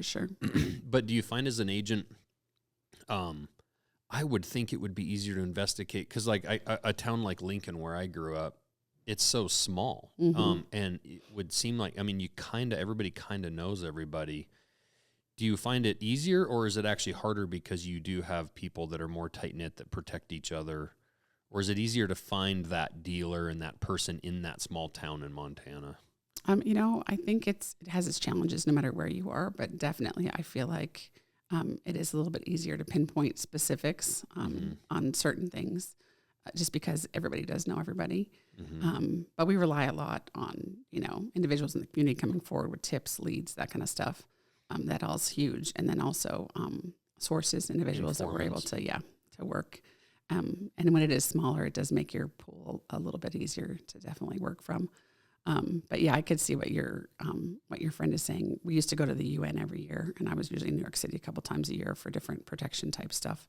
The UN being the United Nations General Assembly, where all the foreign leaders would come, and it definitely has a small town, even though it's ginormous. I see exactly what she's saying because it definitely has that feel. But I definitely think that even coming from Phoenix, working, drugs there to here, it's just such a different scale. There we were taking off, kilos at a time. Yeah. And then when I came here, it was like grams and pounds. Yeah. And sadly, we're moving up in the world here. Yeah. And starting to take off some more of those bigger quantities as, time progresses. But the men and women that are working that stuff are super dedicated and doing a really good job trying to keep a handle on it.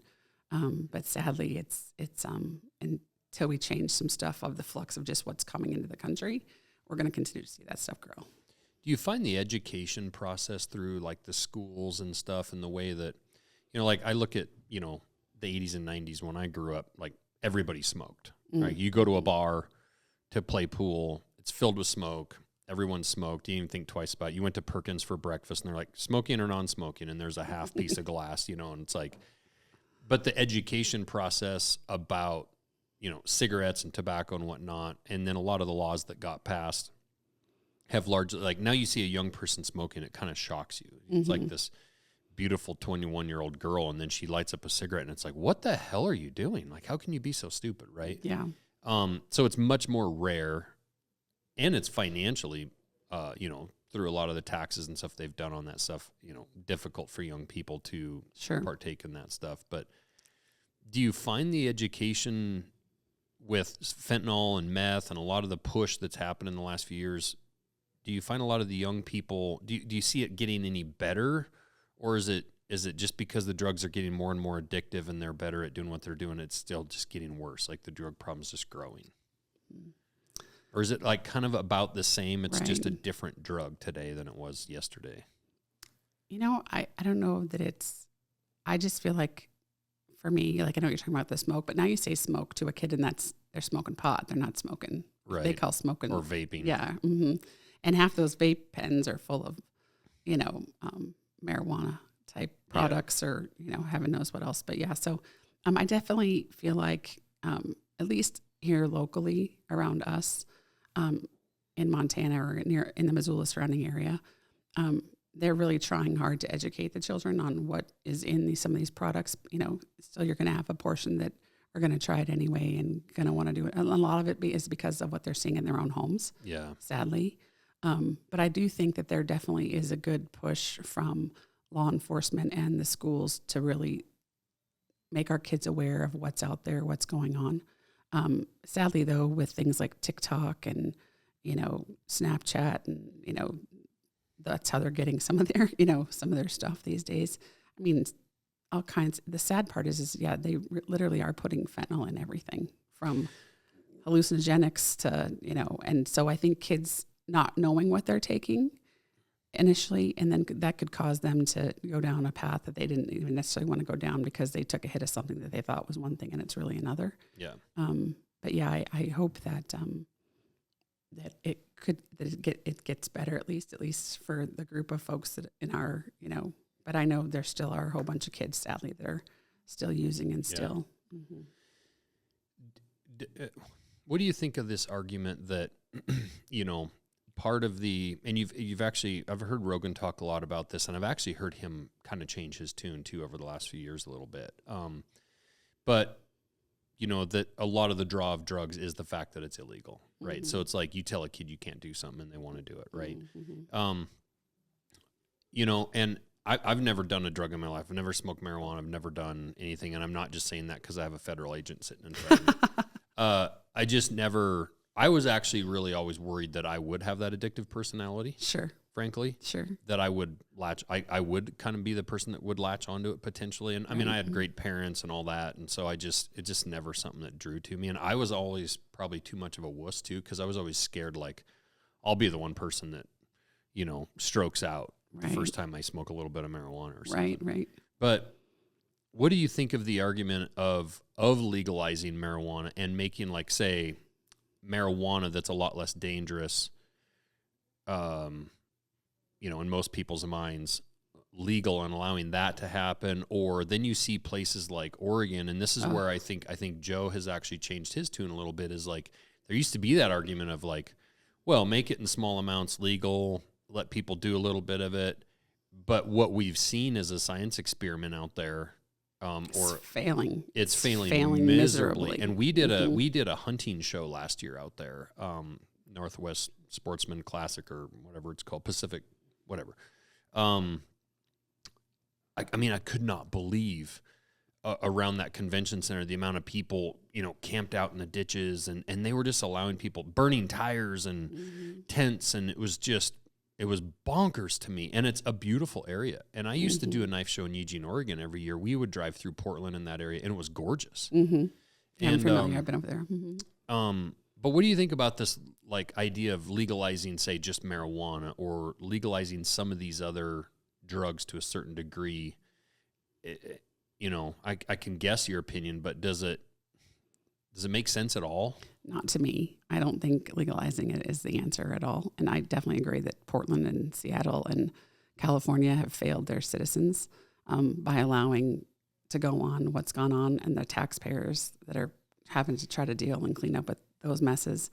Portland looks like a war zone. We were just there a few months ago for a funeral, sadly, of one of my husband's colleagues. And I remember going there for Secret Service, working there and stuff. And it's disgusting what's been allowed to happen. And I think by telling kids that it's okay to do it, okay, let's go do it.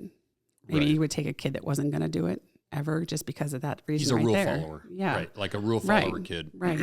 I think that alone is enough to be like, yeah, I definitely don't think that, I definitely feel like it's a gateway to other things. If you talk to just about anybody who's an addict and you ask them where they started, they're going to tell you fentanyl wasn't their first stop. Right. They all started smoking pot at some point. I definitely am against it. Yeah. Mm-hmm. Yeah. Yeah. It's something, the other argument too is like, we've had this war on drugs happening for 30, 40 years, 50 years. I mean, it's, kind of a story about my family a little bit. My uncles, were pilots. And so they flew, they were, like crop dusters. Mm-hmm. So down in Kansas and down in Texas and Florida, a few of my uncles flew small planes and they would spray fields for bugs or weeds or whatever, right? Well, my one uncle, and this is probably in the early 90s. Like, when did the war on drugs, like down in Venezuela and that area, really like take off, where we were down there? I want to say, it was Nancy Reagan, just say no to drugs, kind of like the 80s, 90s, early 90s, yeah. So in the early 90s, he got contracted by the government to go down there and spray cocaine fields. Oh, sure. And I remember this well because I remember my dad actually, he had done a few rounds down there, and he was getting escorted in by, like, I don't know, Apache helicopters or something, and he was spraying these fields, and then they would have, our government would have like fuel stations set up for him to land outside of the area that he sprayed, fuel up, and then get out of the country. And that was kind of the U.S. government's way of starting to kind of that, attack those drugs right on the ground in country. Right. And one funny story about it is I remember my dad disguised his voice one time and called him and was like, Richard, I know who you are and I know what you do. And he was like doing all this stuff and acting like he was a cartel guy. And I mean, it freaked my uncle out. And then he was pissed when he found out it was my dad. I'm sure. Because he was legitimately worried about his family, because what he was doing, like, he was killing millions of dollars in drugs. Oh, yeah, that is definitely not good for his safety. Yeah. But one of the arguments today that people make is that, we've just been dumping money into this war on drugs and we're losing. Right? With what we see happening.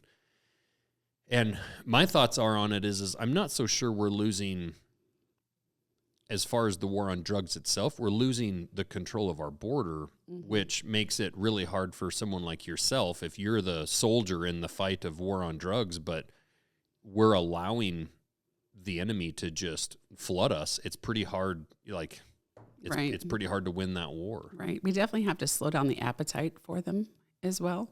And I think part of that goes back to family. We have such a lack of family anymore. Kids that are being raised in a home that's stable, and whether it's a single parent or not, there's just a lot of kids that are raising themselves. Not a lot of involvement in several communities from fathers in those kids' lives. Sadly, some of the stuff that I also have been doing the last 6 years is working child sexual exploitation cases and child sexual abuse, what we call CSAM, child sexual abuse materials. So a lot of folks turn to drugs because of things that happened in their past, abuse, things like that. So we need to fix some of those underlying education, underlying problems, I think, with our society, and that might, in my opinion, help stop some of that want and need for escape. So that I was going to get to the child stuff, but back to that soft white underbelly page. The one thing I was going to say about that, every single interview starts with, tell me about your childhood. And I probably listened to, over the last couple of years, I've probably seen 25 of these videos. And I think I remember one where the guy said, oh, I had an amazing family. Both parents at home, they worked, they were loving, like perfect family, the perfect life, American dream. I just, kind of was a shitbag. I got into, doing some drugs, and I went down this track, right? And family, no fault of the family at all. And literally, that's the only one that I heard. Every single other one, and this is where some of my compassion is, and I'm I have very little to no compassion for, like, child abuse, abusers and absolutely child molesters and stuff. But it did definitely give me a little perspective when you listen to someone interviewed and they say, I grew up, didn't have a dad in the home. My mom had a new boyfriend every other day, and they started raping me when I was 4 years old, and I was raped until I was 25. And I've been abused by every, spouse I've ever had. And I didn't even know, like, I thought that was that's just life. That was the norm. Right. And then they started abusing kids when they were, in high school or after. Mm-hmm. And, the one lady that really hit me is she had had sex with her own son when he was like 10 or 9. And she was distraught about it. And she was actually someone who got caught after that. And she was that person that had been raised that way. And she said she was always told that's the way you make someone feel better. Yeah. And her kid was upset about something, throwing a fit about something, and just like distraught. And so she did that with him to make him feel better. And she just thought that was the way that you showed such a horrible showed cycle. like compassion. And she was actually, I really believe that she was, she has been like rehabilitated to the point to, once she got caught and then she got put in the system and then she got in with therapists, she kept saying like, she was just distraught because she's like, I ruined his life. Like I had no idea, like I ruined his life. Like she just kept saying how terrible she was and how bad she felt and how she wished she could change it all. Yeah. But you can also see how that person never had a chance from like the day that person was born. Mm-hmm. And it's not an excuse necessarily. It's definitely not something you want to excuse people. We need to get those people off the street and whatnot. But to your point, what terrifies me more than anything with our country is I actually don't, if you made me king today, I don't know how I'd fix it. Mm-hmm. Like, how do you, when my wife was teaching middle school in Missoula, which Missoula is really fairly tame compared to a lot of big places, but the cases that she would see of kids without parents at home and just even parents at home, but just shitty parents and uninvolved. And I don't understand how, and to me, I'm bad at math, but I do kind of understand like compounding interest and a compounding problem. Sure. And I told my wife, what scares me is in 5 years, all those kids are breeding. Yep. They're having more kids. And are they going to be prepared to be good parents? Sure. They've never been modeled it. Right. And you see so many people that are good people that are deciding not to have any kids, or they have one or two. Right. And these people over here have, as many as welfare will pay them for. Yeah. Sadly. Or kids they don't even know they have. Right. And that's what actually terrifies me more than anything is like, even if we shut the border off completely and we shut all drugs off into the country and whatnot, the decay of family within our country and I swear like a program that the government should have dump as much money as you can into would be like when a doctor sees a family come in and have a baby and you can clearly tell like there should be somehow free like education about how to be a parent and being a parent isn't the first 6 months. I mean, it's right. You have to take a test to get a driver's license, but to be a parent, you just got to have sex. It just blows me away. And I always tell people, like, if you do a good job of parenting in the first 3 to 5 years, it's kind of like cruise control after that. Like, I have really good kids. They're not perfect, but we did a really good job in that first 3 to 5 years. And then from there, it's like little tweaks here and there. But they're kind of at this point raising themselves, kind of like your daughter. I mean, you have to watch and you have to keep them on the right track, but like you've done your job. But it's a 5-6 year, like, and it's hard. And a lot of these people don't have the mental capacity. Right. I don't know. I kind of went off on a tangent. No, that's but okay. You hit something with me that's what scares me the most, because I actually think not that it would be easy, but if our government wanted to commit to it in a big way, and we as a country just said, we're shutting the goddamn border off. Yeah. We could do it. Yeah. With our technology, we could. Our military, whatever it took. I agree. We could shut that shit down. We could. You said something about being king. If I were queen, I would revamp our welfare system. If we were king and queen, we'd have some explaining to do to Jess and not that way, but you know what I mean. So yeah, if Craig you were queen, gets to be king and I get to be queen. Okay. So sounds good. So in that way, I think that our welfare system needs to be completely revamped. It shouldn't. We have 4 generations of folks that have never known anything more than a government handout. Yeah. And literally actively working on how to get more of that. It needs to be redone where you come into the program. This is just my personal opinion, but come into the program. You're offered education or a trade. Mm-hmm. We teach you that. We get you through school or the trade. And then there's a job placement program. And we get you a job, and you start to feel good about yourself and what you can do and how much you can earn and how much, And then once you go through that job placement program and you're set, you don't get to come back. Yeah. But until it's kind of like that old adage, you teach a man, you give a man a fish, he eats today. You teach a man a fish, he eats for the rest of his life. Yeah. Like until we start getting folks to see what they're worth and to know how good that feels to be, right. Taking care of yourself, self-sustaining. Some of it would start there. Mm-hmm. I mean, sadly, a lot of the, some of the abuse and the drugs and the stuff that we're seeing, a lot of that comes from low-income, folks that don't have self-worth. Right. And I think if we change some of that stuff, or we just stop handing people stuff, right, and they actually have to work for it, and then they feel good about themselves with what they've accomplished, that's how you start to change some of that stuff. Yeah, and even with some of the homeless stuff, I was talking when I was a lineman. I was working down on the street in Missoula, and I asked this homeless guy a little bit about his story, and he was actually super, like I say, cognitive with it, and he was just like, well, I mean, they give me free housing. He was like, I didn't get the feeling he was a real drugged out guy or whatever. Like he had his shit together, and he's like, dude, it's pretty fun. Like we hang out. He's like, I've traveled to a lot of cities. Right. I can get a meal anytime I want. Like, he was literally a guy that we could have just put on the crew the next day and been like, hey, you're going to be our grunt. You're going to shovel and do whatever. And he would have been just fine. Like, he could have had a job. But his attitude was kind of like, just why? I mean, I'm having fun here. I'm hanging. This is cool. I got my buddies and, so, yeah.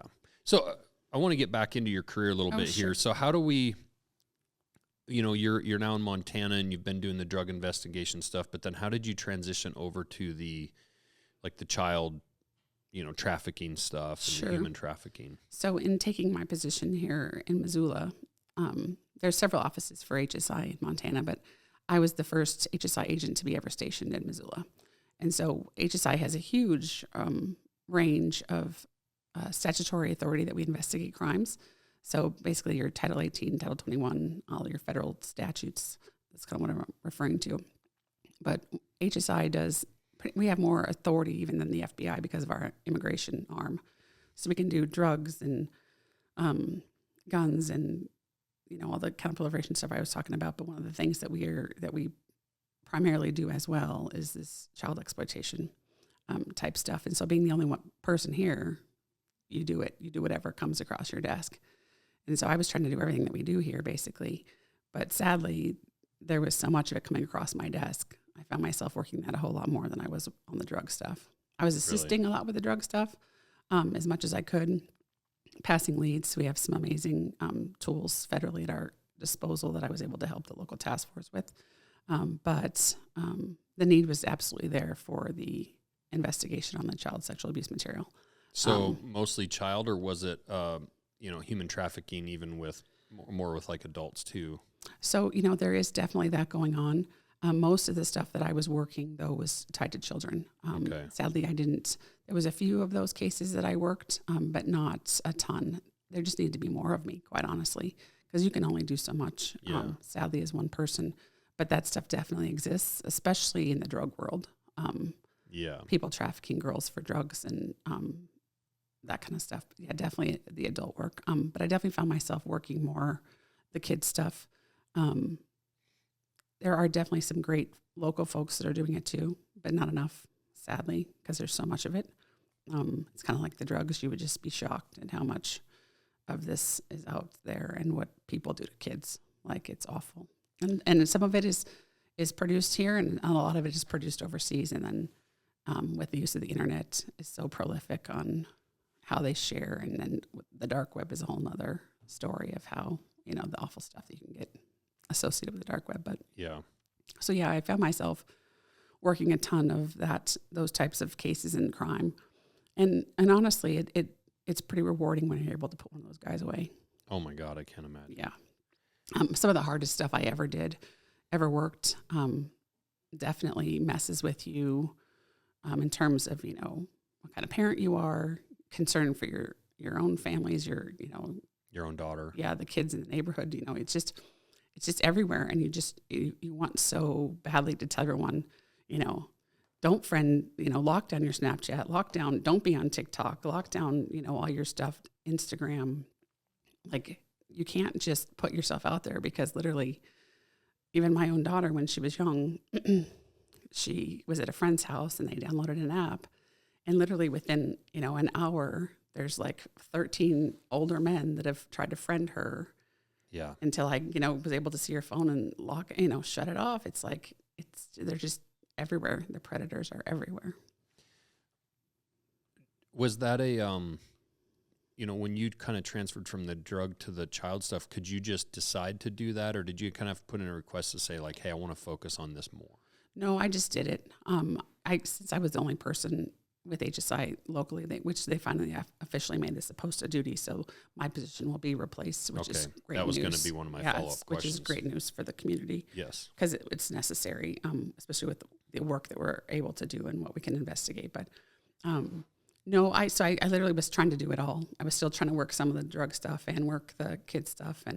But when you have someone who's got, we seized in one investigation 221 pieces of electronic media that could potentially have, children on it, and you have to go through each one, and you have to. It's insane the amount of time that takes. We have an office in Denver, and we have several specialized agents that are computer forensic agents that assist us with at least putting it in a format that's easier to view and sort. But still, I found myself having to go through a ton of that stuff. How was that on you, like just mentally and like mental health wise? Pretty awful. Yeah. Yeah, it was definitely trying. Again, that goes back to, for me, my husband being a special agent.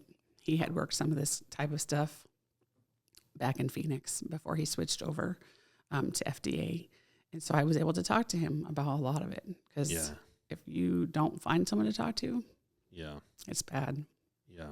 As you can see, I'm already like, just even talking about it, it's some of the most gratifying work that you'll ever do. But definitely some of the most difficult. Yeah. Yeah. Yeah. I'll be honest, like I might be a little bit heartless, but like I could kind of care less if some homeless guy shoots a bunch up and kills himself with heroin, or whatever. It's sad, but like he made his choices and he did what he did. Yeah. But he, it is what it is. And, that's probably kind of harsh to say, but it is what it is in my mind. I wish we could fix it and whatnot, but when you have someone abusing a child, that to me, I could also see how you would find yourself pushing the drug case to the side and focus, like when you see this come across your desk, like it's kind of an easy choice. Oh my God. And if you're the kind of person, like you said you were, that latches onto something. Yeah. And it's like, well, I could find this drug dealer that's dealing, meth, or try to save this little girl or these kids. Yep. And to me, that's an easy choice, but also like I can't imagine how incredibly difficult that was. Sure. Yeah. Yeah, it definitely and sadly with time things get, some of the pictures start to fade, and some of the, and stuff triggers stuff. But that's where, we do have some great programs too within the agency. I was a peer support member, which is where you can talk with other agents. They feel more comfortable because you understand kind of what they're going through, what they're doing. We have special programs specifically for agents that do that kind of work. I was pretty blessed, like I said, because I was able to talk with my husband about all that stuff, just because he has the same clearances that I have, and he did the work, and he gets it, he understands. But yeah, definitely, people ask me why I retired, because I could have kept going. So you're young. I mean, they kick us out at 57, basically. And I'll turn 50 in May, so I still could have stayed on several more years. But for me, it just was time. Like I knew it was starting to take a toll. Yeah. No, and I was going to ask you that because with that being the last thing you've kind of been focusing on and done, I also don't know how you would go back. Like how do you all of a sudden say, well, I'm not going to do child stuff anymore. I'm just going to do the drug stuff when, like you say, a lot of that drug stuff is attached to child stuff. So, Sure. so how do you just like ignore it? Right. Especially if you're the only, HSI agent in the area that can you work can't it. pass I that. can't. There's guys that are a couple hours either direction, that I could say, hey, which is sadly, that's just taking the stuff that I still had that was, somewhat open. There was a couple cases that I had to pass along, and they're going to do a great job with them. But yeah, I mean, and it's difficult because you can as an agent say, I can't work this stuff anymore. Yeah. But I mean, knowing myself, I wouldn't do that. Like I can't shut it off. Right. No. That was the way to shut it off. Yeah. The other thing geographically with Montana, you said Missoula, Kalispell, like Bozeman, Billings, Great Falls, right? For agents. Oh, Kalispell, Great Falls, Helena, Billings, and then Missoula's a POD. And they had some folks in Bozeman, but are working on getting that reestablished, I think, at some point. But yeah. Okay, so like at best, not nearly as many as you would hope. Six. Six in the fourth largest state in the nation. And the point is with the area that you guys have to cover each individually, from Missoula all the way to, up through, Lincoln, Deer Lodge, out to the Idaho line, up north, down south, the Bitterroot. It's crazy. Like, it's insane the amount of coverage that one person that you have to try to manage, and then also pick which case is the most important one. Yeah. And which one do you have to literally, though something's probably going on, like right. also not have just the bandwidth to focus on. I mean, I could see how it would consume you. I would struggle to let any of them be, and so then I would find myself working damn near 24/7. Yeah. And how to have that family balance and shut that off and go watch your kid play basketball, Yeah. It was tough. I honestly, I wake up in the middle of the night and I think the best then. Like, so I would wake up and I would, be working on stuff at like 2, 3, 4 o'clock in the morning. And it takes a toll, because you're not getting enough sleep. You're not, right. But, and the agency recognizes that there needs to be more people here. Like they know it. They know the numbers. I mean, just the numbers I threw up alone for the arrest stats that I gave out of here of what we were taking off and what we were doing. They're like, holy crud. I met initially with this special agent in Denver, and he's like, this should be an office of 5 just in Missoula. And I said, absolutely, it should. I'm like, one for they every know direction. It, and they're trying to work on that, but it's getting, the government works at such a slow pace. Like trying to get those positions out here because every even big office is down bodies because we're retiring in droves right now. There's a lot of us on that bubble that we're, so there's a ton of folks, I'm sure. I don't know the numbers. Yeah, but if we're also loading people up so much that you're driving people out, 5-7 years earlier than they could because of lack of support or the fact that you just, you're literally in an avalanche that you feel like you can't swim out of. Yeah. And it's interesting. I feel like most people feel like I do in this, that, it's very frustrating to write a check for the amount of money in taxes that we write every year. And it makes you want to evade taxes and try and figure out every way that you can, right? And we all hate writing that tax check. But that being said, that's because we see the amount of waste happening overseas and through the Department of Defense and a lot of this stuff. And I'm as pro-America, pro-military, pro-support our troops guy that there is, and our police and fire and medical people. If I knew my tax dollars were staying home and they were going to secure our border and they were going to hire 24 more agents in every single state in 1 year, like just to focus on child stuff alone, and 24 to focus on drugs. And if this was if you told me that the money I was paying today was all just staying here and it was going to that kind of stuff, and we started to see a difference, I would write that check and be proud to do it. Sure. Absolutely. Well, you have to look at too, even trying to hire individuals to do what we do now because of the shift with the country part of the country, I should say, on the support for, law enforcement is terrible. Back when we first were trying to get hired with the Secret Service, you'd have, 5,000 people apply for one position. Yeah. Now you're lucky if you can fill a couple positions and that they can pass the polygraph and get through the, the stuff to get through the, it's just that people aren't seeking out the work because of, I think, for several reasons, but I think a lot of it is feeling like they're not, the community doesn't back them, Well, and also, frankly, as just a regular American, it's also, you do at times get caught up.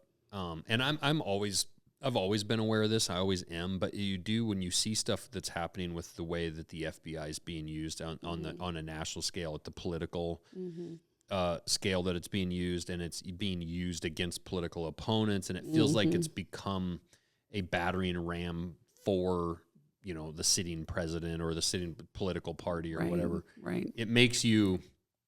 And it makes people really shit on the FBI, right? Yeah, but I think most people do know that the vast majority of the FBI are actually amazing individuals that are working their ass off. Yeah. But there's just a select few that have really screwed it up for the rest of them. And it's, and that's true with, several agencies, but yeah, it's amazing men and women that go to work every day that are trying to do the right thing for their communities. And the FBI, I would prefer every single night on the news them to report, hey, FBI agents took down this piece of shit child, trafficker and this cartel guy, and FBI took down and you rarely hear about that kind of stuff, right? But you hear nonstop about the FBI caught up in Twitter against Donald Trump or whatever. It's and crazy. Yeah.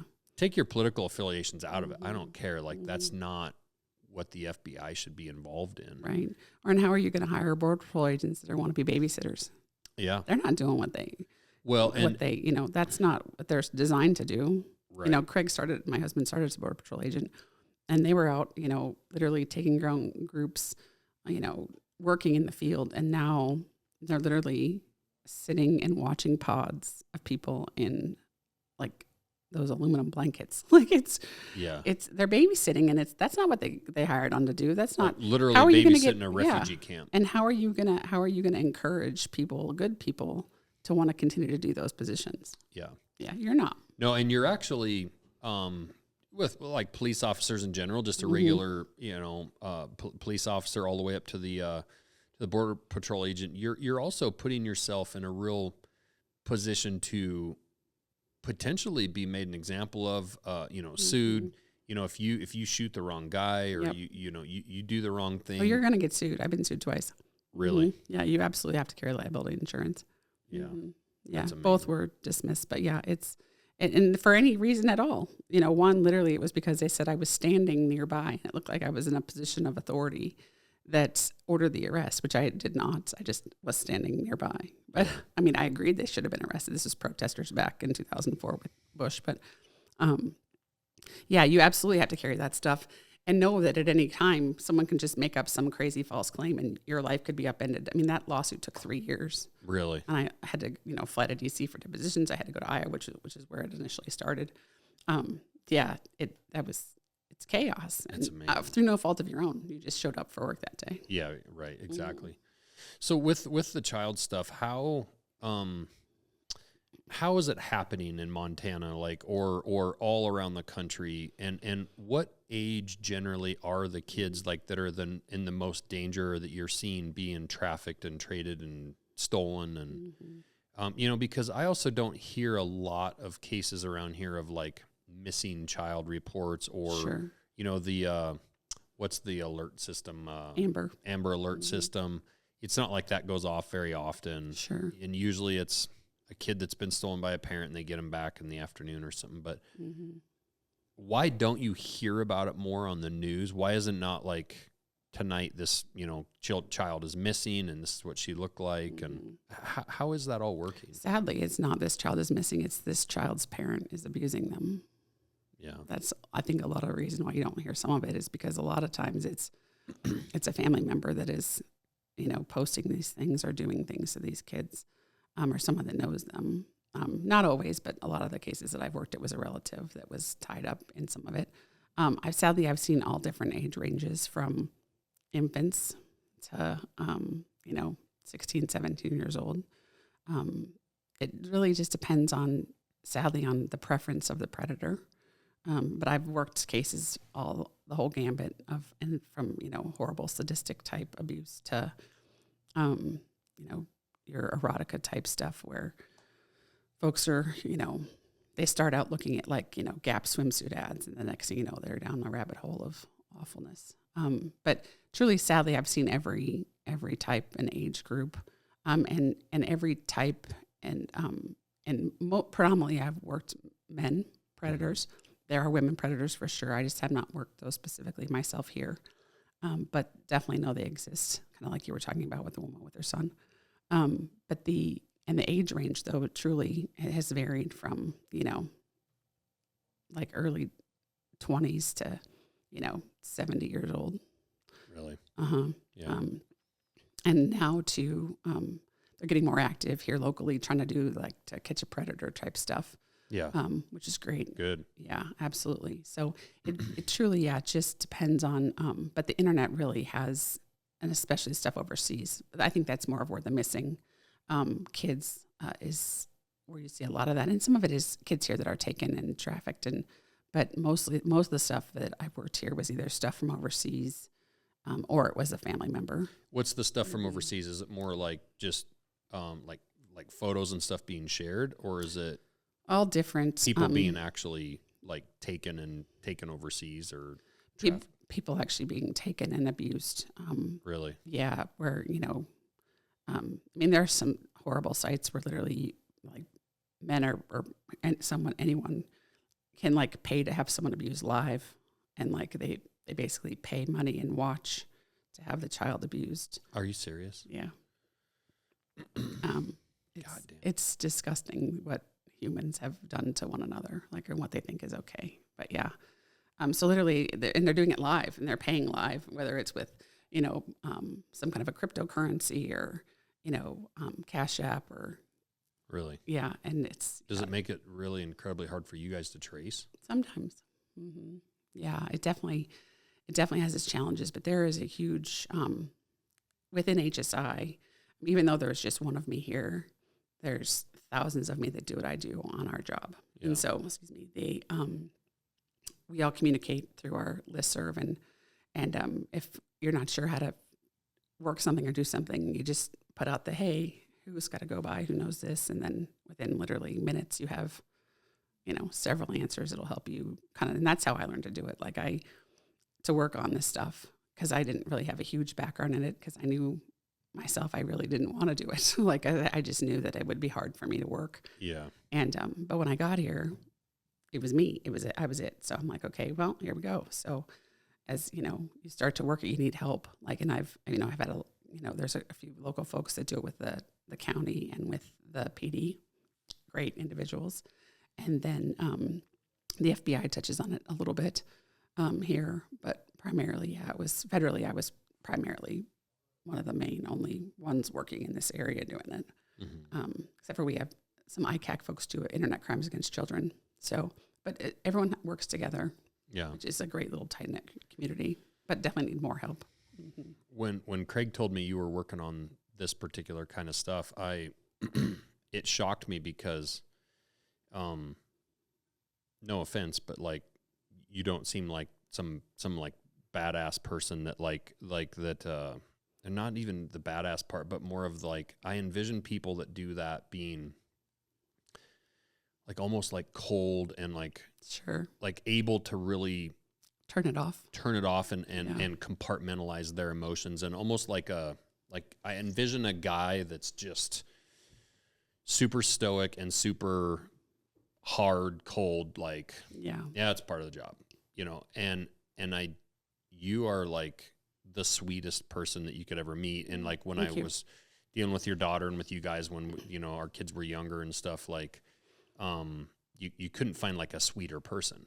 And to even just imagine that somebody like you with your personality and your I could see somebody like you working the investigations on guns and drugs and some of that stuff. And like, I would find that stuff myself more almost like interesting.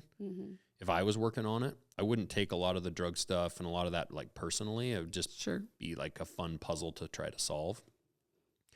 But then when you involve children, like that's to me when it would all change. Yeah. And I would not personally be able to, I would find I would be way too emotional. Yeah. And I would also find myself probably do something very illegal. Like, Yeah. Take a matter. Because it's hard to turn it off. And, you know, I don't know. Have you seen The Sound of Freedom? No. So it is a movie about an HSI agent that works this type of stuff primarily overseas. There's a scene in the movie where the lead character, is sitting in an interview with a predator, and he's basically kind of tries to let the predator know that he gets it. He understands why he does it, and he turns this compassion on and basically gets that predator to know and to be comfortable, you know, with telling him about what he did. And that is a gift that you have to be able to have when you're going to sit down and speak with someone and try to get them to confess to some of the most disgusting, heinous things you could ever imagine. And that is definitely one of the most difficult things that you do in this position. And it's not, you know, Lord knows I've done it a couple times, more than that, where you sit with someone and you try to make them understand or believe that it's okay that what they did and why they did it. And you understand. You know, she came on to you. Yeah. You know, it's like almost acting in a role, you know, so to speak. But then when you get what you need, right, you know, but then to go out of there, there's a scene in the movie afterwards, he's like washing his face and like trying to cleanse himself because he just can't, you know, that's real. Like you feel dirty. Sure. Yeah. Yeah, for sure. Yeah. I can't imagine. Yeah. What about the, I would imagine also you've had plenty of cases where you couldn't solve them. You couldn't, frankly, you failed. Yeah. Right? For whatever reason, whether they do a really good job of covering their tracks or there's attorneys involved that get them off. Right. What is that like when you know you have to move on from a case and you know you had them, but you couldn't close the deal? Super frustrating. Yeah, it's only happened a couple of times over the course of my whole career.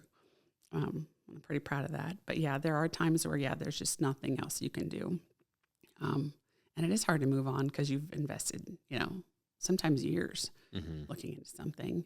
And whether it's, you know, the attorney's office won't prosecute or, you know, which is typically why a lot of stuff closes. Not that we have a great group of folks here. I've been very successful working with our individuals here locally. They've been tremendous. You bring them a good case and they're going to do what they're supposed to do, which is part of the whole battle. But I'm friends with, you know, Kirsten Pabst here and they're friendly. We were closer before, but just life, we're just busy. But I feel like she's the kind of person like you bring the right thing to her, she's going to try to go after it with. But she's also short-staffed and short-handed with. Yeah, they are very short-staffed. And I was more speaking on a federal level because almost all my cases went federal. Oh, okay. Very few went to the state level.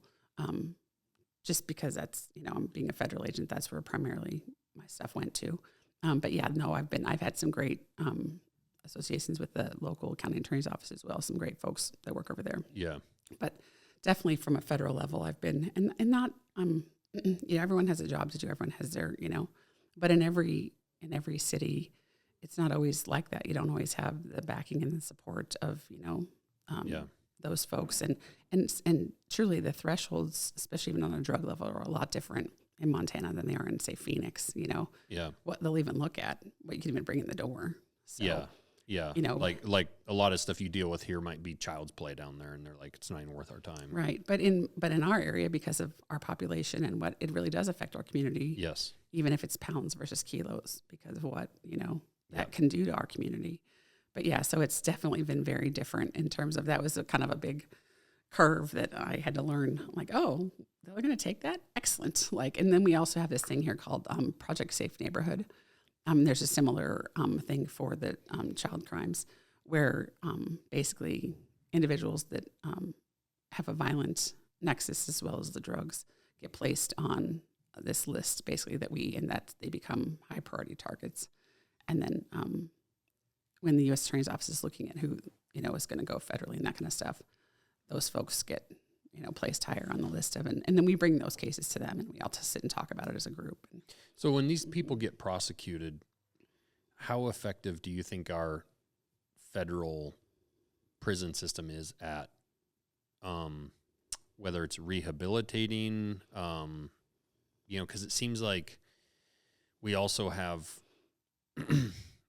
from an uneducated standpoint, it feels like we have a really soft system where people go into jail, they go into prison, they do their time. And like, we have so many people that are frequent flyers there that it makes me think like, if it was a way worse situation, if prison was a lot worse, we'd have a lot of people not like motivated to not go back. Yeah, no, I agree. I definitely feel like one of the things I definitely noticed here was that folks that were getting arrested locally and going through the county system for the drugs, it was like a revolving door, in and out, because they're constantly putting them in different programs or that they wouldn't show up for. I mean, they knew. Mm-hmm. But when the feds came in and this PSN started, the Project Safe Neighborhood started, they were getting real time. And they were like, oh, crap.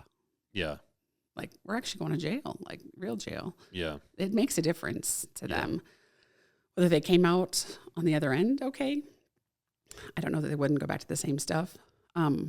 Most of your child predators, I don't know that there is rehabilitation for that. Yeah.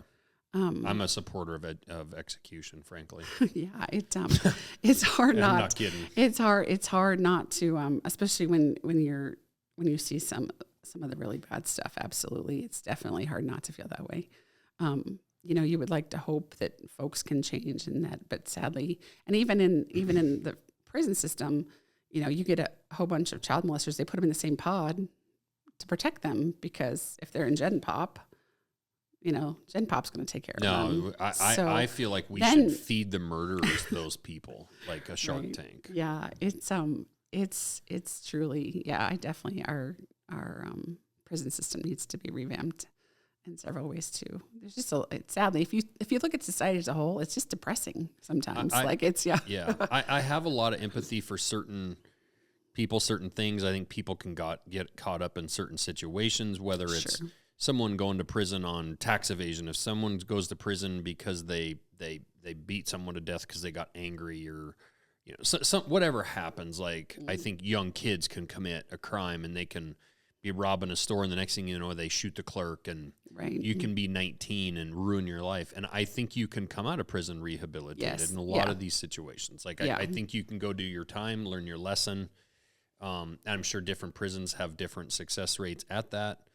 I do not believe there is any form of, well, I shouldn't say 100%. There probably is a percentage of child abusers that could be rehabilitated, but I feel like the percentage of success of that is not worth, to me, letting any of them back out. Yeah. I mean, I have no, and I was talking about that YouTube channel I watched, and I want to make sure I make it clear, like, there's a difference between understanding how someone got to be where they are. Sure. But that doesn't mean that I have any empathy or hope for that person beyond that point. Sure. Like, when you've gone down that road, that you don't come back from that. Right. And there might be one or two that, like that gal, like I do, I feel empathy for her life and the way that she grew up. She did not choose to be born into that situation. Right. That was just But terrible. Would I ever let her around my kid? No. Oh, no. Yeah. No. And that's the point, right? Is like,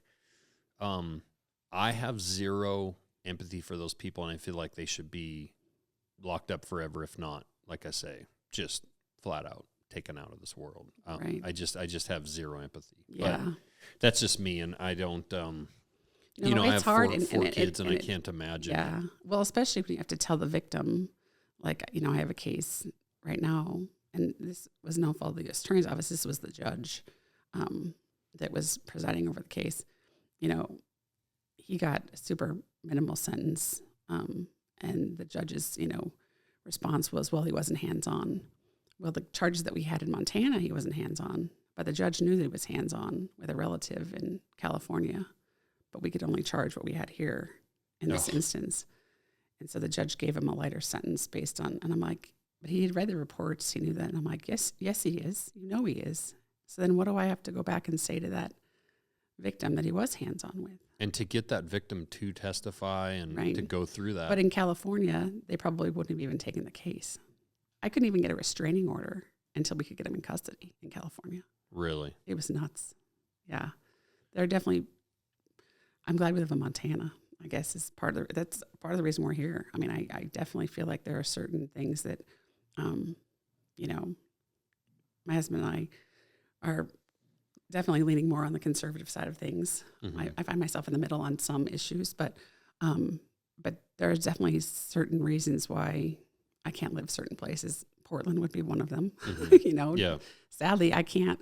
Yeah, I don't want my family exposed to like open air drug markets, and you know, how is that okay? Your kids walk into school and they have to, you know, Yeah. walk over some hype and try not to step on a needle. Like, it's crazy what they've allowed. California was the same way. I was in Sacramento for one of the cases that we had that was tied to here. Tents everywhere, drugs everywhere, zombies everywhere. It's like, how do you let this happen? How have you been able to be a parent of a beautiful young girl, teenager now? How with what you know and what you've seen and experienced every day, have you not allowed that to, I'm sure you have allowed it to affect the way you parent, but like in a way that you're not over the top, like ruining her life based on what you're seeing. Sure. And how have you let her be her own kid and be a kid and go to friends' houses and have It's a tough. phone and to do all the things that, you know, because I frankly, and most people live in this oblivious world, and I know it's dangerous, and I feel like I'm somewhat aware, and I probably more than most people have talked to my daughters about, you know, when you park at a gas station, you know, watching where you're at and parking in a lit area. And if there's someone lingering by your car, like messing with their keys in their car, just stay in the store and let them leave. Right. You know, like trying to be aware, but like, how have you been able to parent through that? Sure. Well, she's our third, so we had a little bit of practice with the older two, but the internet wasn't as prolific as it is now. Yeah, but and back then you also weren't working the cases. I wasn't working the kid stuff. I that wasn't. you work Yeah. now. And now, truly, with it's, you know, she would probably say that I, you know, am overbearing and but Yeah. she does. You know, we just talk, communication. Like, we just sit and talk about stuff, and we, you know, all of our stuff is locked down as best as, you know, it can be, at least seemingly is from every time I look at it. And but we just talk. We talk about what's out there, what's scary, what's, you know. I hope that she doesn't ever go down that road, you know, of trying a drug or you know, God forbid, starts talking to somebody on Snapchat that she doesn't know. Because it can happen to any of them, like even your son, you know. That's the thing. Like, so many young men are falling prey right now. So literally the country of Nigeria and the Ivory Coast have like call centers, like business offices, where literally all they do is sit online and try to extort our children and our older folks. It's like, that's like their job. Yeah. And literally, you know, they call it sextortion. They pretend that they're, you know, say it's for your son. They pretend that they're a 14, 15-year-old female. They get... That just happened here in Frenchtown, unfortunately. Yes, sadly. They get, you know, they send pictures. They have your child send pictures. And then they start, you know, extorting you for money, saying that who they really are and that what they're going to do. And it's devastating. And it was devastating here in our community too. And that is happening so much here. And there's not a lot of recourse. They're trying with Nigeria more because they're being a little bit more successful. But like literally them and the Ivory Coast they're just inundating us with scheme after scheme after scheme after scheme. And if you aren't talking to your kids about that stuff so easily, if we don't keep talking about it and telling our kids what's out there, what to watch, what to be careful for, that's how easily could they become, you know, thinking, oh, this super hot chick, you know, because they literally with AI and all the software and stuff, they send these pictures of these beautiful, you know, young girls that they think is, oh, this chick's super into me. She lives in the next city over, you know. They have no idea. Yeah, I think Joe actually just posted an AI video of I mean, this girl's as beautiful as can be and looks as real as can be. I mean, looks like a supermodel gal.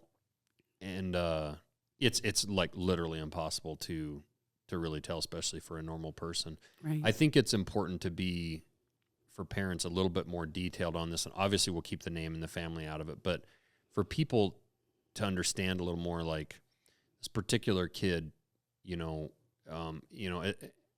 essentially what they're doing is they're messaging, say, a young, 15, 16-year-old boy, and essentially they get them to send them like a nude or something like that.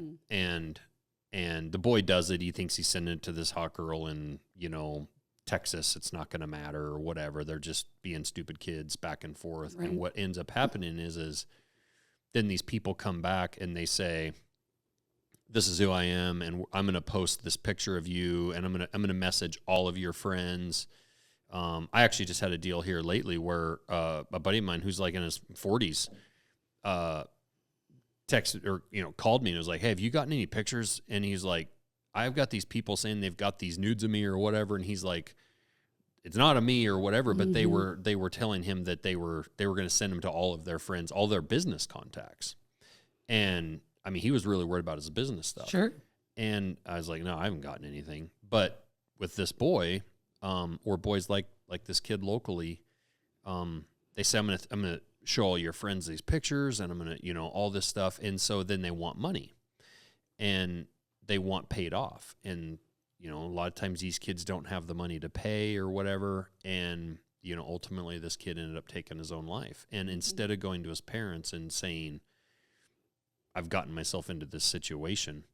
And this is where parents need to not just talk to their kids about, hey, there's bad people out there and there's bad people doing things, but like, no, I think it's very important. I've told my kids this, no matter what it is and how mad you think we might be at you for doing stupid shit, it's kind of like the equivalent of telling your kid, like your kid, for example. Let's say she goes somewhere and she smokes weed somewhere and she knows, I mean, her parents are freaking drug agents. Right. They're going to be pissed and they're going to want to beat her to death.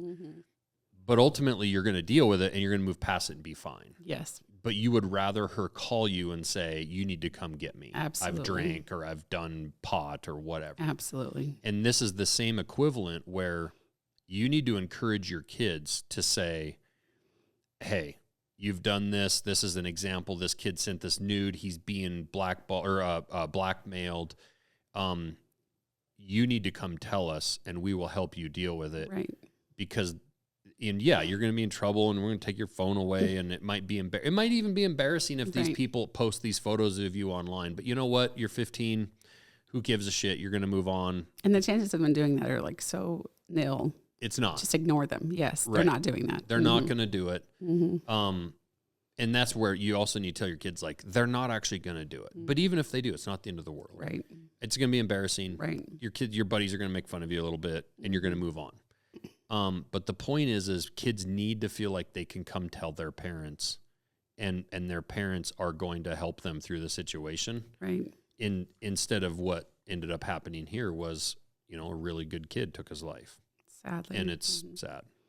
Well, and sadly, kids all over the country are doing the same, committing suicide, and it's awful. But yeah, it's, And they're targeting good kids that end up doing that. Because they're just fearful and ashamed, and it's terrible. Like, yeah, I had a case here locally where the sex torture was actually in London, and he was pretty prolific. He did terrible things to the girls that he was talking to, and there's several girls around the country, honestly, and he would have them carve themselves up and do awful things, just awful. And ultimately, we were able to get him in custody, and he's in jail now in London. But for the awful crimes that he did and what we were able to prove, they only gave him 10 years because they don't look at it as sternly as we would here for something that we were able to prove of what he did. But yeah, and that was one of the things, one of the threats that he made is, I'm going to post all this. I know because they find all your information. They know what school you go to. They know what. So he's like, I'm going to post, all these things horrible things that I made you do to yourself online on your school website. I'm going to send it to your parents. I'm going to send you're going to get taken away from your parents because your parents did a terrible job, and CPS is going to come, Child Protective Services is going to take you away because I was able to do this to you and you let it happen. And so you're never going to see your parents again.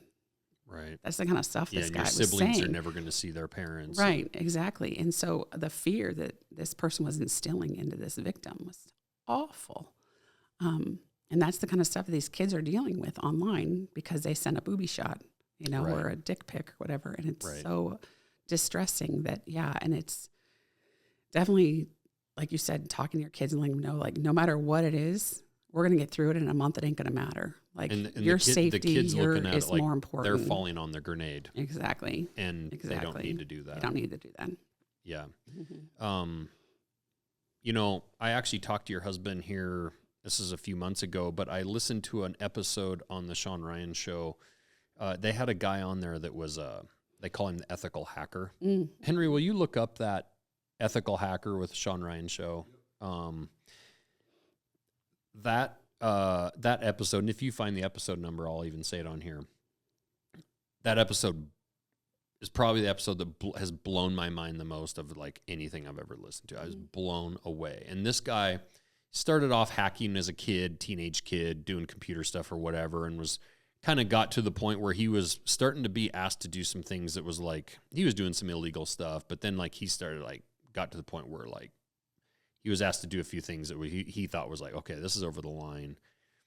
He pulled back from it, and then he started doing hacking stuff more in a legal way where you're like working for companies, and, you know, companies will pay, you know, Apple or you name the place will pay potentially millions of dollars if you can hack into their system and tell them how you did it. Right. They will pay you to do that. They can stop it from somebody else doing it. Yep. And so this became his career, and I mean, it was mind-blowing. He was sitting there with Sean, and he acted like into Sean's Wi-Fi, just sitting right there, and he was showing how he can, you know, go into a Starbucks and set up 25 fake Starbucks Wi-Fis, and so then, you know, you come in to do your work, you log into what you think is Starbucks Wi-Fi, and you're logging right into his computer. And at one point in his life, he had thousands of computers across the country all mining Bitcoin for him on their computers from their homes, and they didn't know. Wow. He can take over computers pretty much anywhere. Right. I mean, it's absolutely mind-blowing. I mean, it's pretty incredible how good someone like that is. Sean Ryan Show, episode 56. Okay. What's his name? Ryan Montgomery.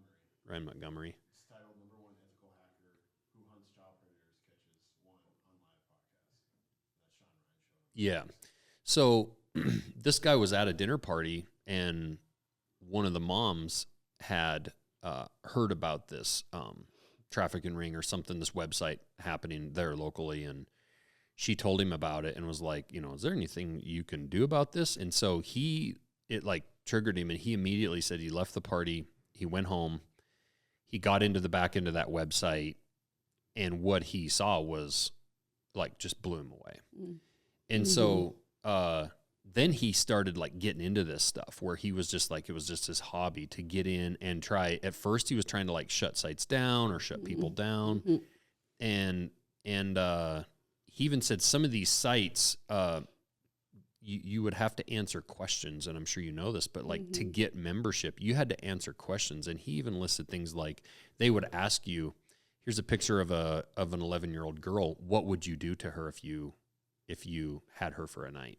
And you had to like, and he said he would try to gain entry into these sites sometimes like the more legit way that a member would. And he would get into a place where like he had to, he's like, well, I can't answer that. Like I can't, like even for what I'm doing, I can't even imagine that. And so like he would try to figure out other ways to get into it. But he ended up hacking into this site and got the list of the contacts of every single member in the site. Nice. And, you know, frankly, he was doing it in what turns out in an illegal way. But then he started going to the authorities saying, I have a list of members of the site, including members of Congress, House of Representatives, local, whether it was local, you know, government authorities, like, here's a list. And these people couldn't do anything with it, wouldn't do anything with it. And so then he started setting up stings where he was going in and he was starting to act like a girl, and he would set up these stings, and then they would try to do like citizen's arrest, or then he would contact the authorities and be like, no, I literally have a 35-year-old guy coming to meet an 11-year-old girl, like, at Walmart. Like, Right. and they made some arrests, but he found it very, very frustrating because Sure. he literally has the ability to hack all of these sites. Sure. And so I asked Craig about it, Yeah. your husband, and I was like, how are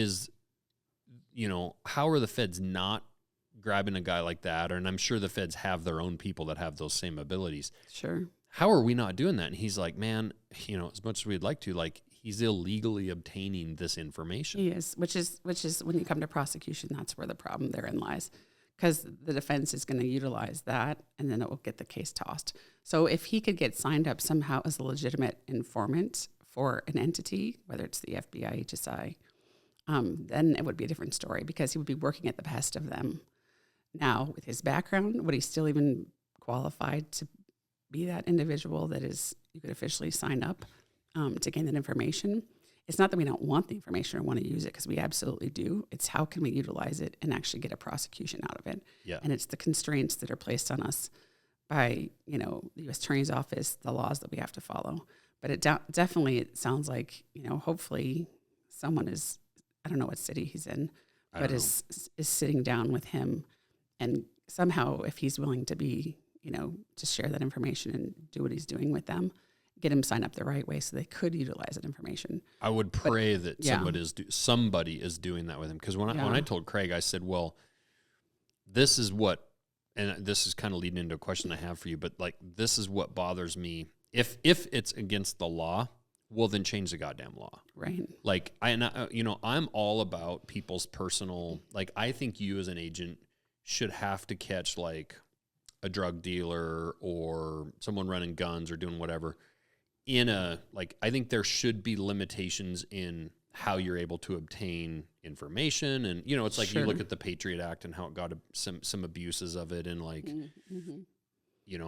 was it, what are the intentions, but then like, are there bad actors, or is it then used? It's such a useful tool that needs to stay. Yeah. Mm-hmm. Yeah. And I want to ask you about it, but the point is I think there's certain crimes and stuff where there should be like a Smokey and the Bandit, like fair chase. Right. But when it comes to child stuff, Yeah. I don't care how you obtain that information, especially when it's coming from a website like that. Mm-hmm. Like, do I think that the government should be able to go tap every person's phone in Montana and listen to every conversation just to catch child predators? No. Like, I think there should be, the right way to do things. Sure. When you're talking about a website full of, it's a cesspool of shit people, I don't care how you get that information. Yeah. Go get it. Right. And then prosecute every single one of them. And I think the key is just getting him into a position where he's actually working directly with an agency at the time he's doing that. And I would hope, though, if these agencies hear that interview, there is somebody that's powerful that's calling that guy going, we're going to get you to the front of the line. We're going to get you involved. Right. Or it's something that he's willing to share the skills he's learned to teach someone, even if he's, with his background and history, not knowing anything about that.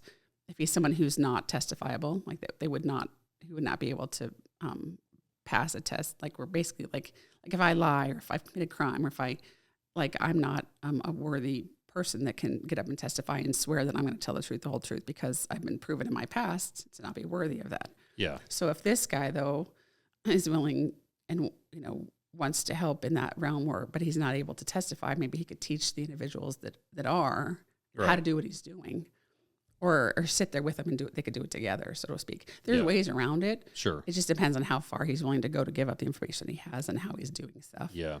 And how willing he is to work with the entities, at least the way the system works currently. But it sounds to me from what I heard on that podcast, and this is what I kind of want to ask you about, is it sounds like some roadblocks have been put up is because of also who's on those lists. Mm-hmm. And I wonder, with government, we see what happened with the Epstein case and the powerful names that are on those lists.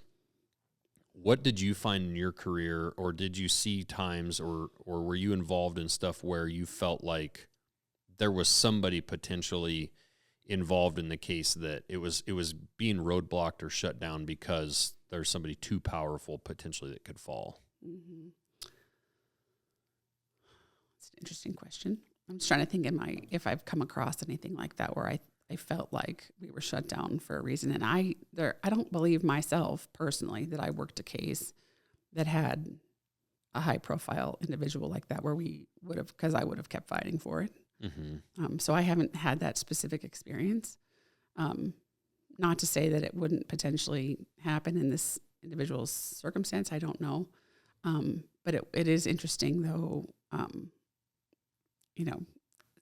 Definitely as far as conspiracy theories go, I mean, I definitely see what you're saying, but I would hope that if, with this guy's abilities and to do what he can do, that would trump, who's on the list. Yeah. Sadly, because I'm not shocked there are individuals that are, in high places that. Well, power. I mean, power. Mm-hmm. Power Yeah. and money makes you think you Exactly. can get away with anything. I mean, Sadly. did you guys discuss much, just even as agents yourselves, or did you even discuss more in a formal capacity the stuff that happened with like the Epstein case and how that was allowed to go unchecked so long? And Yeah, I didn't really talk with, just because I'm, doesn't have a ton of time to even talk about that stuff, with other folks. But mm-hmm. it is sadly disgusting what was allowed to occur there and for how long it was. Mm-hmm. And I, not knowing any of the individuals that worked on those cases or, Right. But super glad that eventually it has, come to, the truth has come out. Yeah. And I would hope that any of the other individuals that were tied in, that they meet the same justice and are arrested and Yeah. prosecuted, because there's just no excuse for that kind of disgusting behavior. Why did you say that about what's your view of the Patriot Act? Because I know it's definitely gotten scrutiny. Well, there's definitely some tools and some stuff there that's necessary, and sometimes and I'm not super familiar with it word to word, but just in my work with the Terrorism Task Force, there are certain things that in certain ways that we need to be able to do stuff surreptitiously or be able to gain access to things. Otherwise, we're never going to win. We're not going to catch the bad guys that we need to catch because of the limitations that we place upon ourselves. But, sadly, are the people that, do stuff they shouldn't be doing, well, then we need to weed them out too, because that's not okay. But we need those tools to take down the bad guys, because they're not playing by the rules. Right. That's the unfortunate thing is we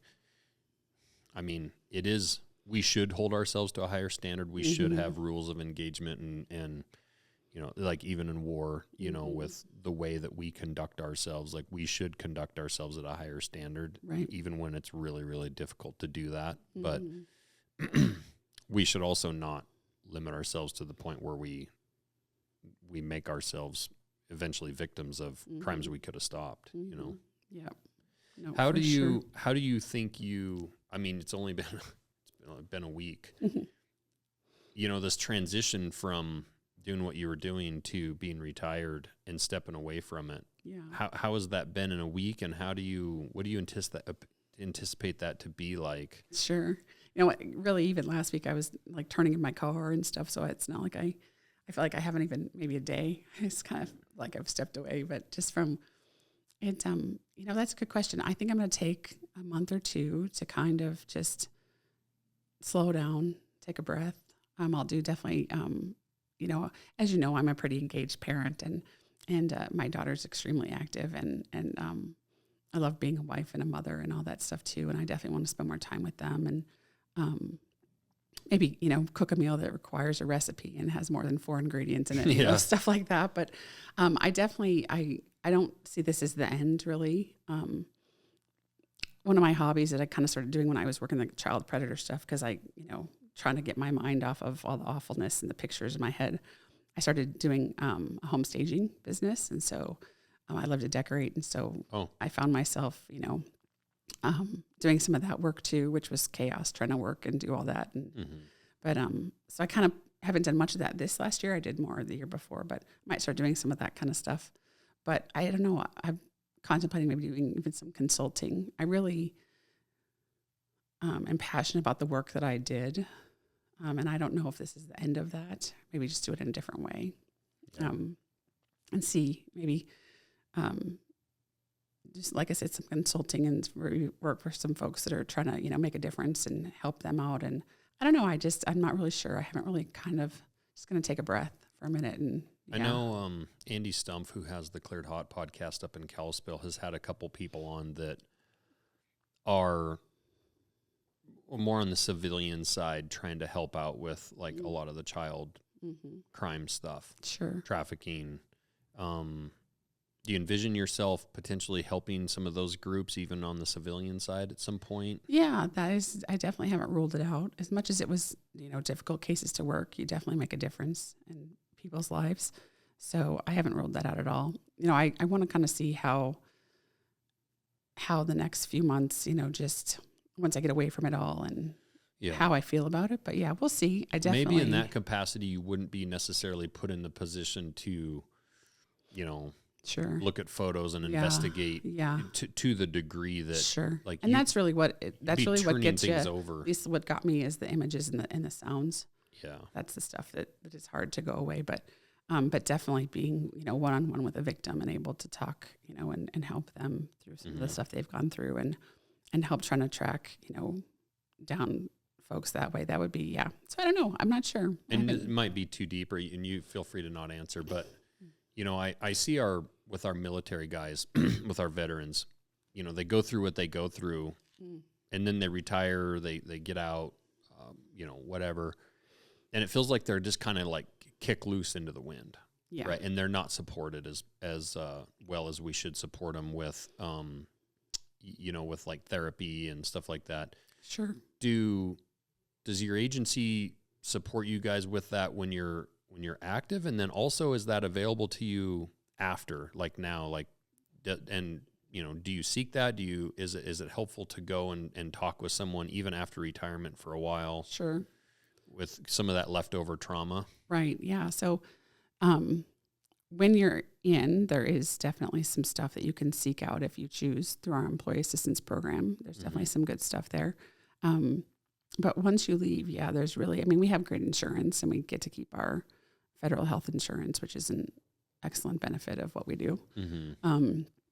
But unless you seek it out yourself, there's no one's pretty calling. Your own. Yeah, you're pretty much. But, in all honesty, I'm definitely a firm believer in the more I talk about stuff, the more it's healing for me. Yeah. Like I definitely see myself seeking out some of that. And like I said, I'm super blessed. My husband's amazing, and I talk a lot with him about stuff. Yeah. Definitely. Do you have any contact, and this might be inappropriate as an agent, but maybe not, like, do you have any contact with any of the victims that you helped rescue or save, or, going forward, do you ever develop a relationship with those people where, maybe you get a kid out of a situation and she's now 23 and has her own kid? And sure. We don't. I don't. It's not that I wouldn't want to necessarily, but I don't know. We have victim assistance specialist folks that are the folks that are primarily in that role to help people through that stuff, and it's really not appropriate for me to reach back out. Right. I could end up causing more trauma depending on, where they are in their process or what, I would never want to do that. Right. But definitely have I wondered, where someone was or how they're doing or, Yeah. And every once in a while, there was a couple cases I had reached back out to the victim assistance specialist and said, hey, have you heard from so-and-so what's going on in their life? And they would let me know if they still knew. But typically I wouldn't, it's not something that I would do. Yeah. Yeah. The one piece that I'm not sure that, you probably even can, you have, I'm sure, so much going on that you've seen and in your head and stuff, but the one piece that I think you really need to know that I think most people would agree with me on, or everyone would agree with me on, is like the piece that has to give you a little bit of peace or calm or whatever you want to call that, is that like you did probably the most important work that could be done on this planet. Like I believe like what you did and the victims that you did help, the people that you stopped, the victims that never became victims because of the people you put away, the stuff that you did for a living, and the trauma you put yourself through, and the difficulties you put your own family through. Like there couldn't be more important work. Like I'm absolutely appreciative, and like there's never been anybody that's sat across this table from me that I respect more. Thank you. That That's I think a lot. has done more important work. Thank you. Yeah. Yeah, It's that means a lot. It really does. um It definitely was a lot. But yeah, I'm very proud of it. yeah. Very proud of what I've been able to do. No, you should be. And Yes. for everybody that was traumatized out there that you dealt with, you stopped so much more of it from happening. Yeah. And that's to me where you head into retirement really proud of what you accomplished and what Yeah. you stopped, because you had no ability to stop. There's nothing you could have done when you found out about cases. They're like, Right. what's being done Right. is being done, but But they're not doing it to anybody else now. right. And Yep. that is, most of us normal people will go through life never, ever having the ability to even stop one person, Sure. and I think that's going to be the hardest part, is to turn that off. Like feeling like but and no matter when you walk away, there's always another case. Like, yeah. there's always another case Yeah, there's to work. no, Like, yeah. So it's like, I kind of looked at it, I'm like, well, 25 years is a long time to do, we had, like I said, amazing experiences, travel the world. and it's okay to but- have self-preservation. I mean, Yeah. it's okay Yeah. to, to take care of yourself, to take care of your Sure. husband, your daughter, Right. your other kids. It's that's the thing. Like, you'll never ever actually win, like Right. for real, like Right. where it's just over, right? So Right. Right. it's okay to pass that baton. Yeah. and And let there's someone else. people right there behind me to pick up the slack and to Mhm. take over where I left off. So I just felt like it was, a good time. And one of the DEA guys that just retired last year, we've talked a little bit lately, and he's like, yeah, why are you leaving? And I'm like, it's time. Yeah. Yeah. I'm like, I definitely want to spend some more time, just like I said, being a wife and a mom, and Mm-hmm. not trying to juggle, surveillance and basketball. Yeah. Like, Well, and or you're track. also She's an amazing still runner. Yeah. just based Mhm. based on who you're married to, you're also still kind of in it too. Right. Like, Oh yeah. Yeah. With him. yeah, he's Yeah. still, It's fun because we definitely, that is one nice thing, bouncing out cases and, what are your thoughts? What do you think we can do here? yeah, That's yeah, been a you great can- resource. you can dip your toe in a little bit and use Yep. your investigative mind to Right. be like, you should do this. You're screwing up here, Craig. Come on, He Craig. loves it when I say that. Yeah, I'm sure. But yeah, no, it's definitely been a good run. Like I went out on a high note, had some amazing people around me. Yeah, it's just been a good. What do you think you're like, do you have like a proudest moment? Do you have like was there a huge case or a big thing that you were like, man, you look back and it's like, this was the gold medal moment of my career?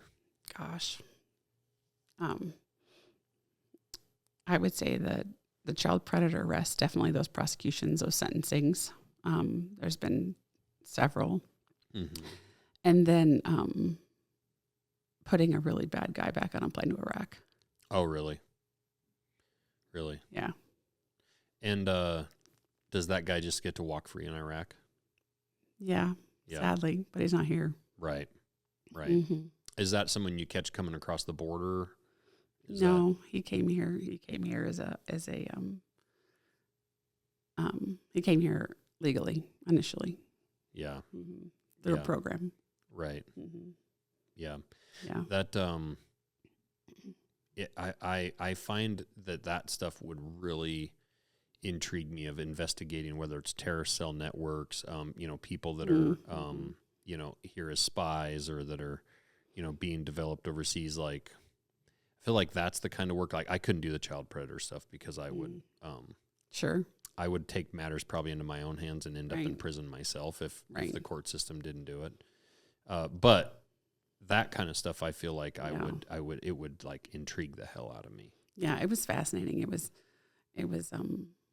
I learned so much about the world and, what's gone on in the world and what has caused and created some of these groups to form and begin.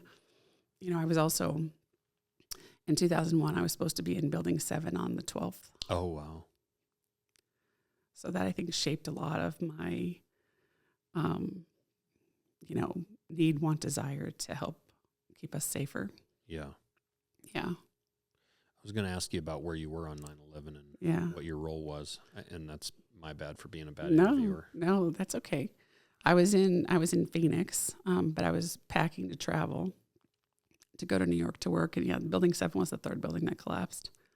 So we got put on standby for some stuff in Arizona, and then I went back in October, and they were still pulling folks out. Really? Yeah. I was there on, I think it was November, or no, it was 6 months after, so it was like, what is that? February. Okay. I was there on the 6-month anniversary, and they were still. Yeah, still smoking. The pile was still smoking, and it was pretty real. Yeah. And what was your job at the time? I was with Secret Service back then. Okay. And then the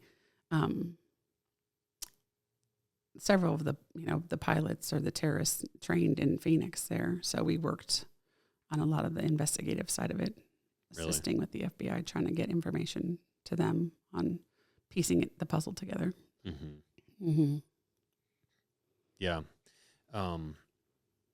Yeah, and that really changed everything with, like you say, with Homeland Security and, investigating terrorism and terrorists. Right. And, with your experience, without it being like political, with your experience of what you've seen through investigating and how our country has reacted to 9/11 and since, and, all the different things that we do, there's this debate of which I find myself waffling. I go back and forth. At times I want to,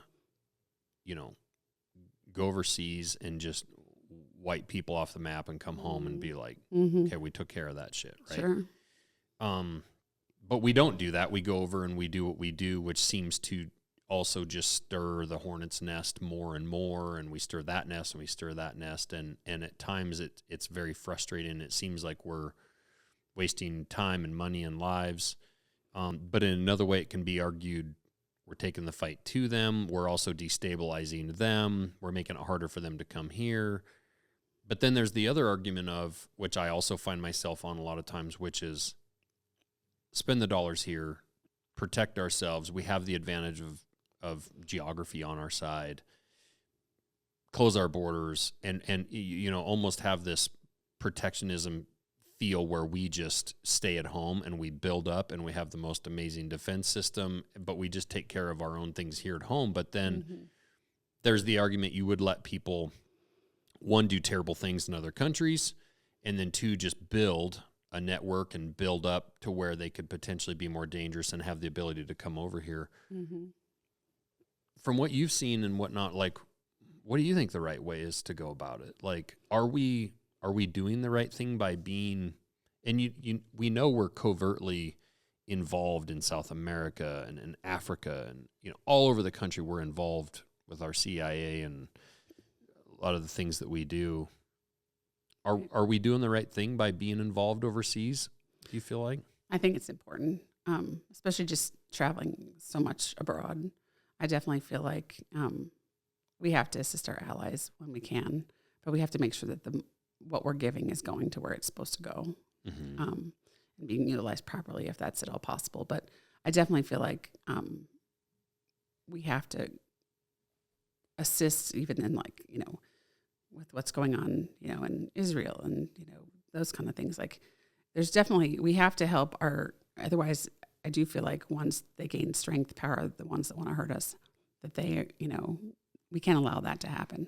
Mm-hmm. Like we definitely, I think our footprint abroad needs to be there and active and, then, the question, I'm kind of like you with the back and forth a little bit, like, Afghanistan, we're in there for 20 plus years, And we just give it up. Right. Yeah. And then we allow everyone to just jump on a plane and have no idea who they are, Right. And one of the first ones here immediately goes and rapes a college student. Like, Is that okay? No. Right. There has to be right ways to do things, and we just aren't making the right decisions on how we handle certain situations. Mm-hmm. But sadly, was the Afghan military that we had trained and done all this stuff for, were they willing to and able to take it over themselves? No. No. So I mean, then would we ever? It didn't so then matter when we ever leave there? Like would we ever? Could we ever leave there? I don't know. But was it a stabilizing force in the region at the time? Absolutely. Like yeah, I definitely see what you're saying about the going back and forth. I do the same thing, but I definitely feel like if we don't protect certain things, then we're just making it that much worse eventually. Yeah. Yeah.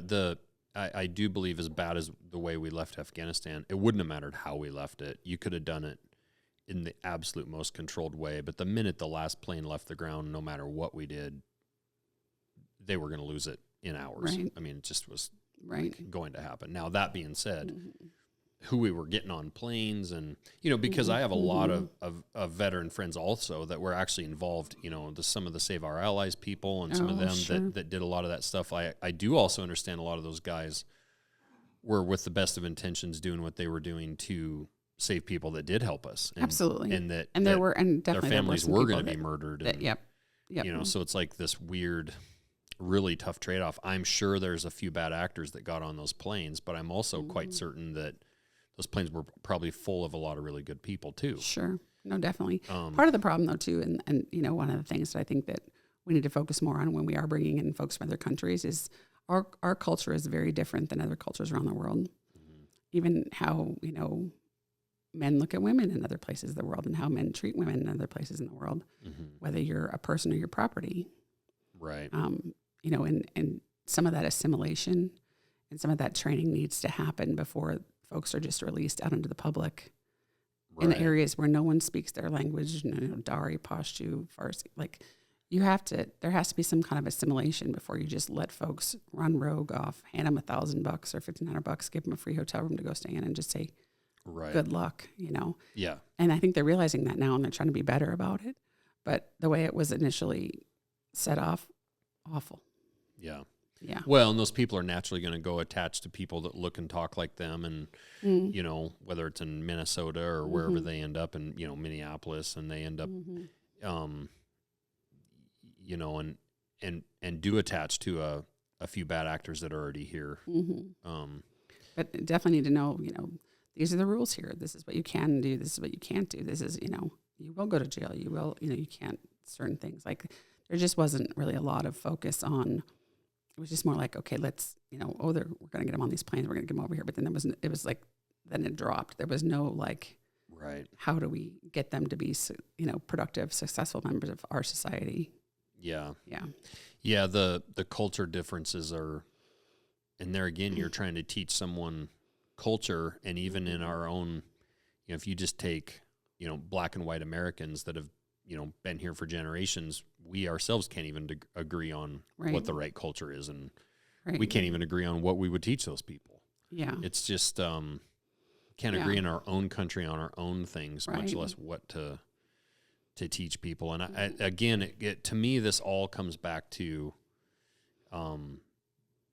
like family values. And I'm actually not a religious person really at all, but I get my hackles raised a lot on a lot of religious stuff because I think a lot of the world's problems are, frankly, involve religion. Yeah, on whatever side. That being said, the one piece that I can definitely argue that was really great about religion in the past generations were a lot of the core values. Just being good to your neighbor, and doing the right thing and being honest. The teachings are there, like the solid, ethical, 10 Commandments and whatnot, like that part of religion, whether, most religions, all kind of preach some of that stuff. Sure. And by losing a lot of religion in our country and moving away from the church and the religious side, and it's weird because I don't go to church, and like I say, I've seen a lot of religious people at the bar on Saturday night doing a lot of shit they shouldn't be doing. Right. So I tend to think there's a lot of hypocrites involved in religion. Sure. But it did used to provide quite a foundation for our country. Sure. When the forefounders found our country, and a lot of that religion was based in, and a lot of our government and our Constitution was set up through religious beliefs, even though there was a separation kind of church and state. Sure. So our degradation of values in our country is Mm-hmm. that's the part back to the family. Sure. And that's where I can like, I got to check out of it a lot of times and just like worry about what I do and worry about my family, because if I think about it too much, it depresses me, because I'm like, we're not Sure. coming back from this. Like, I don't Yeah. know, short of, and really, unfortunately, I mean, 9/11 was the last time we had togetherness and community and pride. And short of terrible tragedy or terrible hard times, like real hard times, Right. I'm not sure how that comes back without, I think, yeah, we had it for a couple of years, and now it's almost worse than it was before, it feels like. for sure. Yeah. Yeah. Yeah. You know, it's interesting. Like, I'm not, I definitely believe in God, and I, you know, have had a Christian faith background. But I, you know, having been blessed enough to travel all over the world, you know, through my job and things, and seeing people who were, you know, Hindu, Buddhist, Muslim, they were amazing people, amazing people. Just because I was born in white Christian America, does that mean they're not going to find a heaven or find a, for me, I think that if you're a good person and you treat other people, you know, you treat people well, and that hopefully if there is, you know, an amazing place, that we're all going to end up there.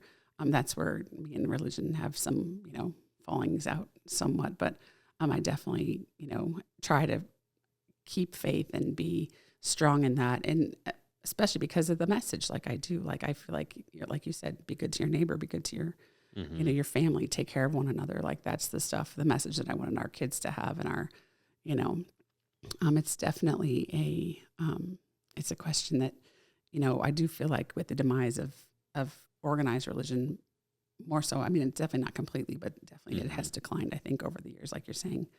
But I feel like there are amazing people around this world, definitely. Yeah. And most of the folks that came on that plane were amazing people, but we just need to do a better job at making sure that what we're doing is, and who we're letting in are the right folks. When I went to Mexico and I saw some really terrible conditions in the way a lot of those people were living, I also saw people that were as happy a people I've ever seen in my life. Right. Because they really only just had family. Like, I mean, they didn't have anything else. I mean, it was really bad, but they were great people, really great people. Yeah. And same thing. I've been to Abu Dhabi, and I've been to Europe and Istanbul, and I've been to different places, and I've seen really great people in those places as well. Right. And I struggle with that same thing, because just because you were born, you know, Catholic white person in New York, does that mean every brown person on the other side of the globe's going to hell, like, because they believe something else? And I also believe, like, based on, like, even with the career that you just spent, you know, you investigate some guy who's been raping kids for the last 40 years, and all of a sudden he recognizes his ways and grabs a Bible and you know, gets baptized and asks for forgiveness. That fucker's still going to hell, man. I don't give a shit. Stack as many Bibles you want around him. That one too. He's burning in hell, and there is no coming back from that. Yeah. Like, you can't just ask for forgiveness. So that's my little rant, because I'm just like, no, I know a lot of guys have never gone to church in their life, and they cuss and they, you know, do stupid shit or whatever, but they are good people that would do anything for you and your family. And, you know, they were plumbers or roofers their whole life, or loggers, and a little rough around the edges, but they're the kind of neighbor that you would want. Absolutely. You know, they're going to That's how we all should be. plow Like, your driveway for you and and help you and donate their last dollar to, you know, their friend's cancer fund. I mean, those are the kind of neighbors I want. Whether they go to church or not. You know? So, and whether they're Democrat or Republican. You know, that's the other part of it too that's tearing us apart, is and you know, that would be that's why I find part of what your career was involved with the politics stuff, I would find so fascinating, because I would imagine that you found some of the people that you agreed with politically to maybe not be sometimes the greatest people, and sometimes the people that you didn't agree with as much politically might have also been genuinely great people. Like, there would be this weird balance where politics doesn't necessarily mean you're a good person or bad. But you also might not necessarily agree on everything. So it's an interesting career you've had. For sure. No, definitely. I wouldn't trade it. I wouldn't trade it at all. Like, I definitely am thankful for for all of it. But, we're talking about being thankful for stuff. And literally we're in Sudan, and there's a woman who literally has like a thatch roof hut, and she's made a broom out of sticks, and she sweeps that floor every day, and she's so proud of what she has. Yeah. Like, that's what everyone should see. Like, everyone should be able to understand what's important, feeling blessed with what you have. Like, that's where I think social media is really unfortunate, because that lady is proud of what she owns. It's not much, right? But it's hers. But you could have eaten off that dirt floor because of the level of, pride that she took in what she had and what she, Yes. And just so thankful, for everything that, and here I think we have so many people who are so entitled and just expect everything to be given, handed. Well, there's that. And there's also, if you own or even rent a 1-bedroom apartment in an apartment complex, and you're working, a minimum wage job or a job that you don't necessarily want forever, but like that 1-bedroom apartment's yours. Like, you can take pride in that, and you can take pride in that it's tidy and it's clean, and right. You can take pride in being a mom to your kids in that 1-bedroom apartment and doing the best job that you can do, and know that like over time you keep doing things right. Like down the road, you might get that 2-bedroom apartment. Right. Or someone who owns a real tiny home in a low income part of Missoula, but they own it. And that's where you open up Instagram and you see that person with that bigger house with, that more land or fancier cars. And I think what so many people fail to recognize is a lot of times those people in that 1-bedroom apartment or that tiny house are actually happier and have more, frankly, than those people with the cars and right. the appearance of happiness. Yep. That gal in the Sudan, or those people that I saw in Mexico, might very likely be happier than most people you see on Instagram that appear to have everything. Yeah. That's where I think with social media, you can curate your own feed based on what you look at, who you follow. I'm a big believer in that. I try to follow positive people. Sure. Even some of my own friends. That's why I got off Facebook. Even if I agree with your political opinions, I don't want to hear it all the time. Right. This next 9 months, 10 months. Oh, it's going to be a ride. Oh, I just leave the TV off. I don't want to hear it. Yeah. I don't want to know about it. Yeah. But yeah, we definitely need to feel, and I would imagine with what you've seen, it also makes you feel very fortunate for what you do have and for the community we live in, and definitely with the difficulties you've seen around our country. Yeah, definitely. We're super thankful for the sense of community that we have in our area and the friends that we've made, and the stuff that we've, been able to accomplish. Definitely. It's been, my husband's a huge outdoorsman, so he loves that aspect too. But yeah, it's definitely, we choose to live here. We're lucky enough to do that. We were lucky enough to both get transferred here and to do what we want to do. But yeah, I just wish that as a country we could kind of come together more and get on the same page, because we're definitely going to be our own downfall for sure. Well, to close out, what is the best advice that you can offer to, parents, whether it's parents of teenagers or parents of a 1-year-old, like heading into, the next 18 years? Sure. I would communication is key. Being present, listening, be, a part of what they're doing. You can't expect them to make the right choices and do the right thing if they don't know what they are.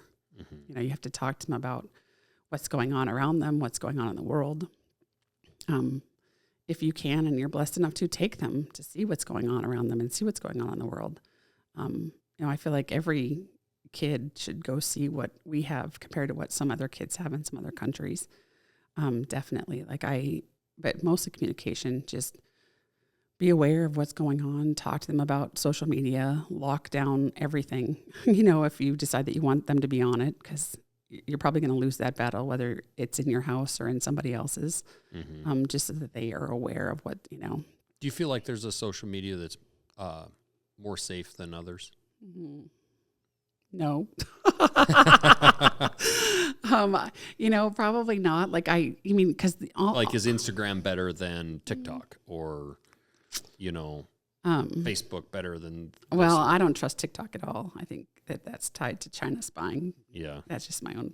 Yeah. But I don't. So yeah, we don't do a lot of TikTok, but even like Snapchat, Instagram. But I mean, you can find bad and good anywhere. So it really, you just have to be cognizant of locking down your controls and making sure that you're not leaving stuff open to being, and ultimately your kids, it's going to be based on your parenting, frankly, because I don't care. I mean, your parents can be federal agents, and these kids are smart.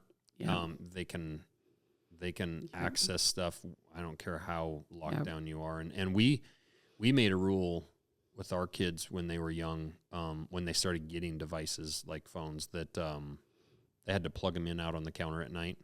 Because right at first, it was just me being naive. And it wasn't because my kids were looking at anything bad, but we'd be in their room at night, tell them good night or whatever, and their phone's over on the table just buzzing. Ding, ding, ding, ding, all night long. Buzzing. Kids are up all night long. It's crazy. Yeah, and so if you're a kid and you're like almost asleep and it's 10 o'clock and that thing buzzes and then it's 11 and it's 12 and that opens up the opportunity, obviously, for bad shit the later at night it gets. Right. So we took it out of their room just to take away the temptation. Did you take away their smart TV too? Because it's all on there too. TV. Smart TV? Where? Like kids can access in their rooms? Or just in general. So it's just something that parents don't even think about. So we never had any, and we never allowed any video games in our house. Gotcha. So all that stuff, video games, smart TVs. I'm not saying take it away. I'm just saying be cognizant that they can access, or people can access them through that stuff. Really? Like I had a gal, she was being sextorted.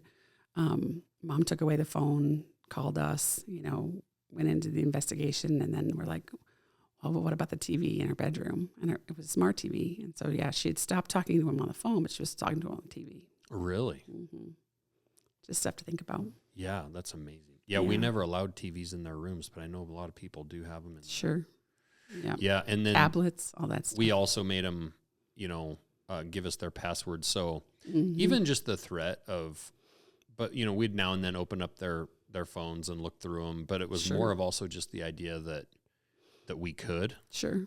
That it's like, I don't care if you're 16, like you're a kid, you live in my house, like you're like there is no password protected. Well, and telling your kid you're going to drug test them.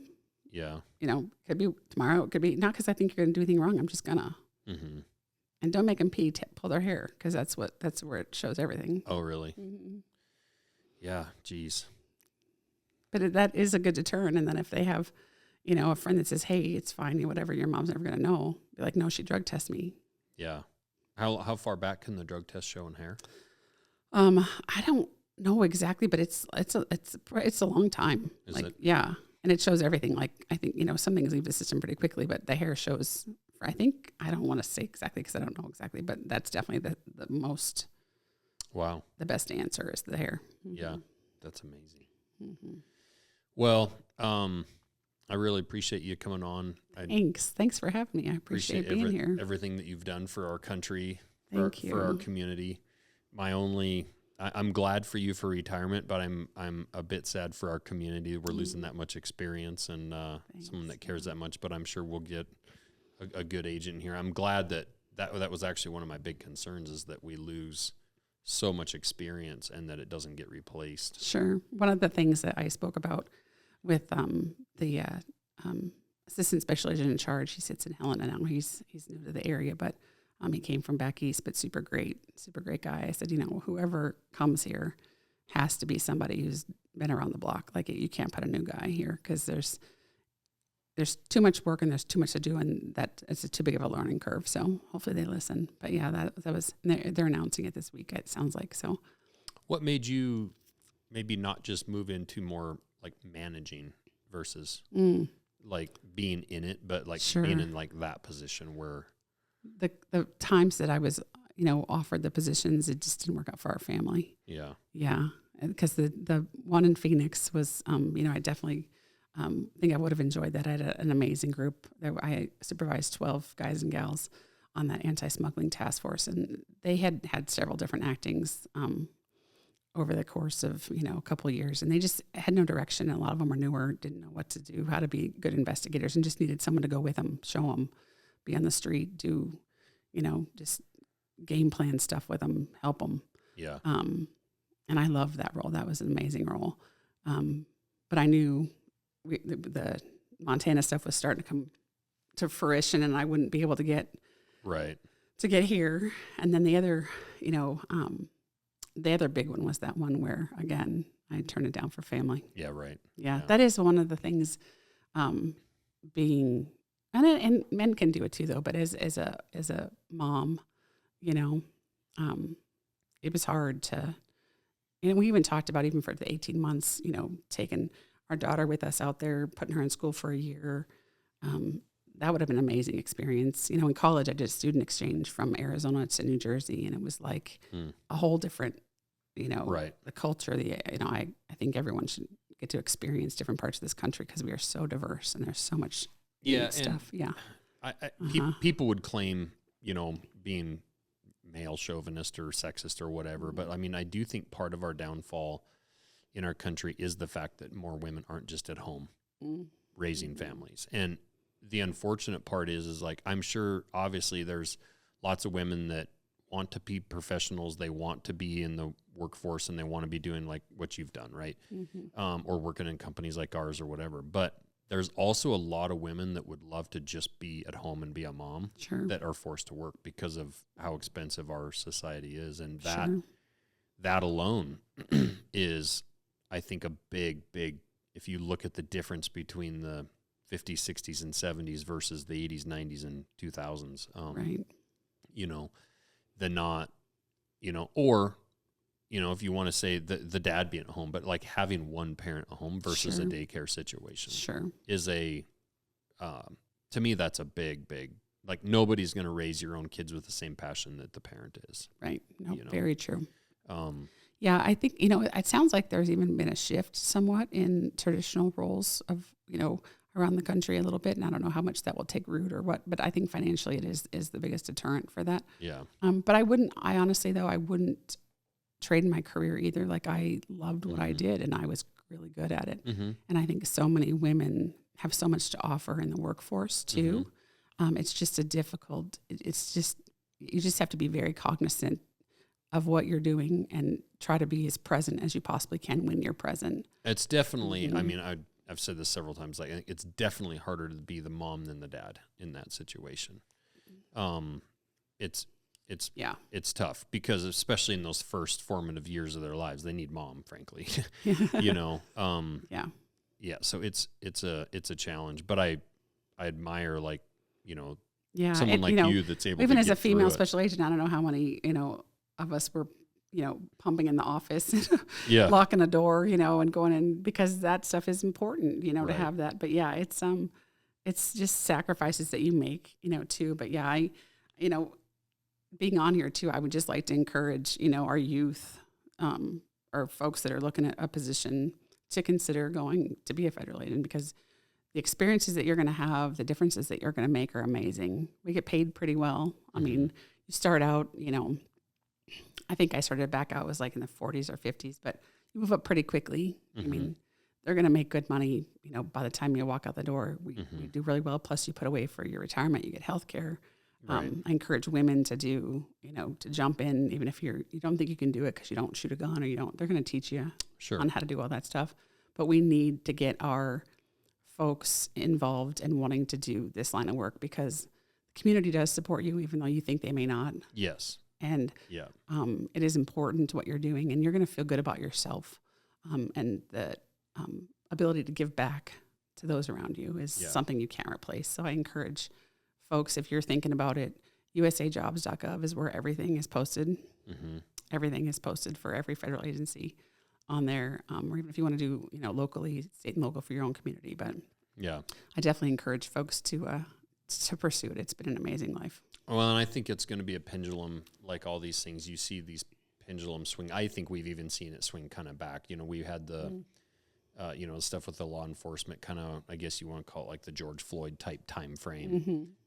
And the defund the police, right? And I think we've already seen, the results of it's necessary and important. And, and I think we've seen it swing back where there's definitely more support. And I think for the large majority of Americans, our police never lost the support. Right. It's just shut the news off, don't watch the news, and don't listen to the protest, and you're going to be just fine. Right. Yeah. No, definitely. Definitely. But I appreciate definitely everything you've said today, and it means a lot to hear it. It's nice. Awesome. Well, thank you. Thank you. I appreciate it. Mhm.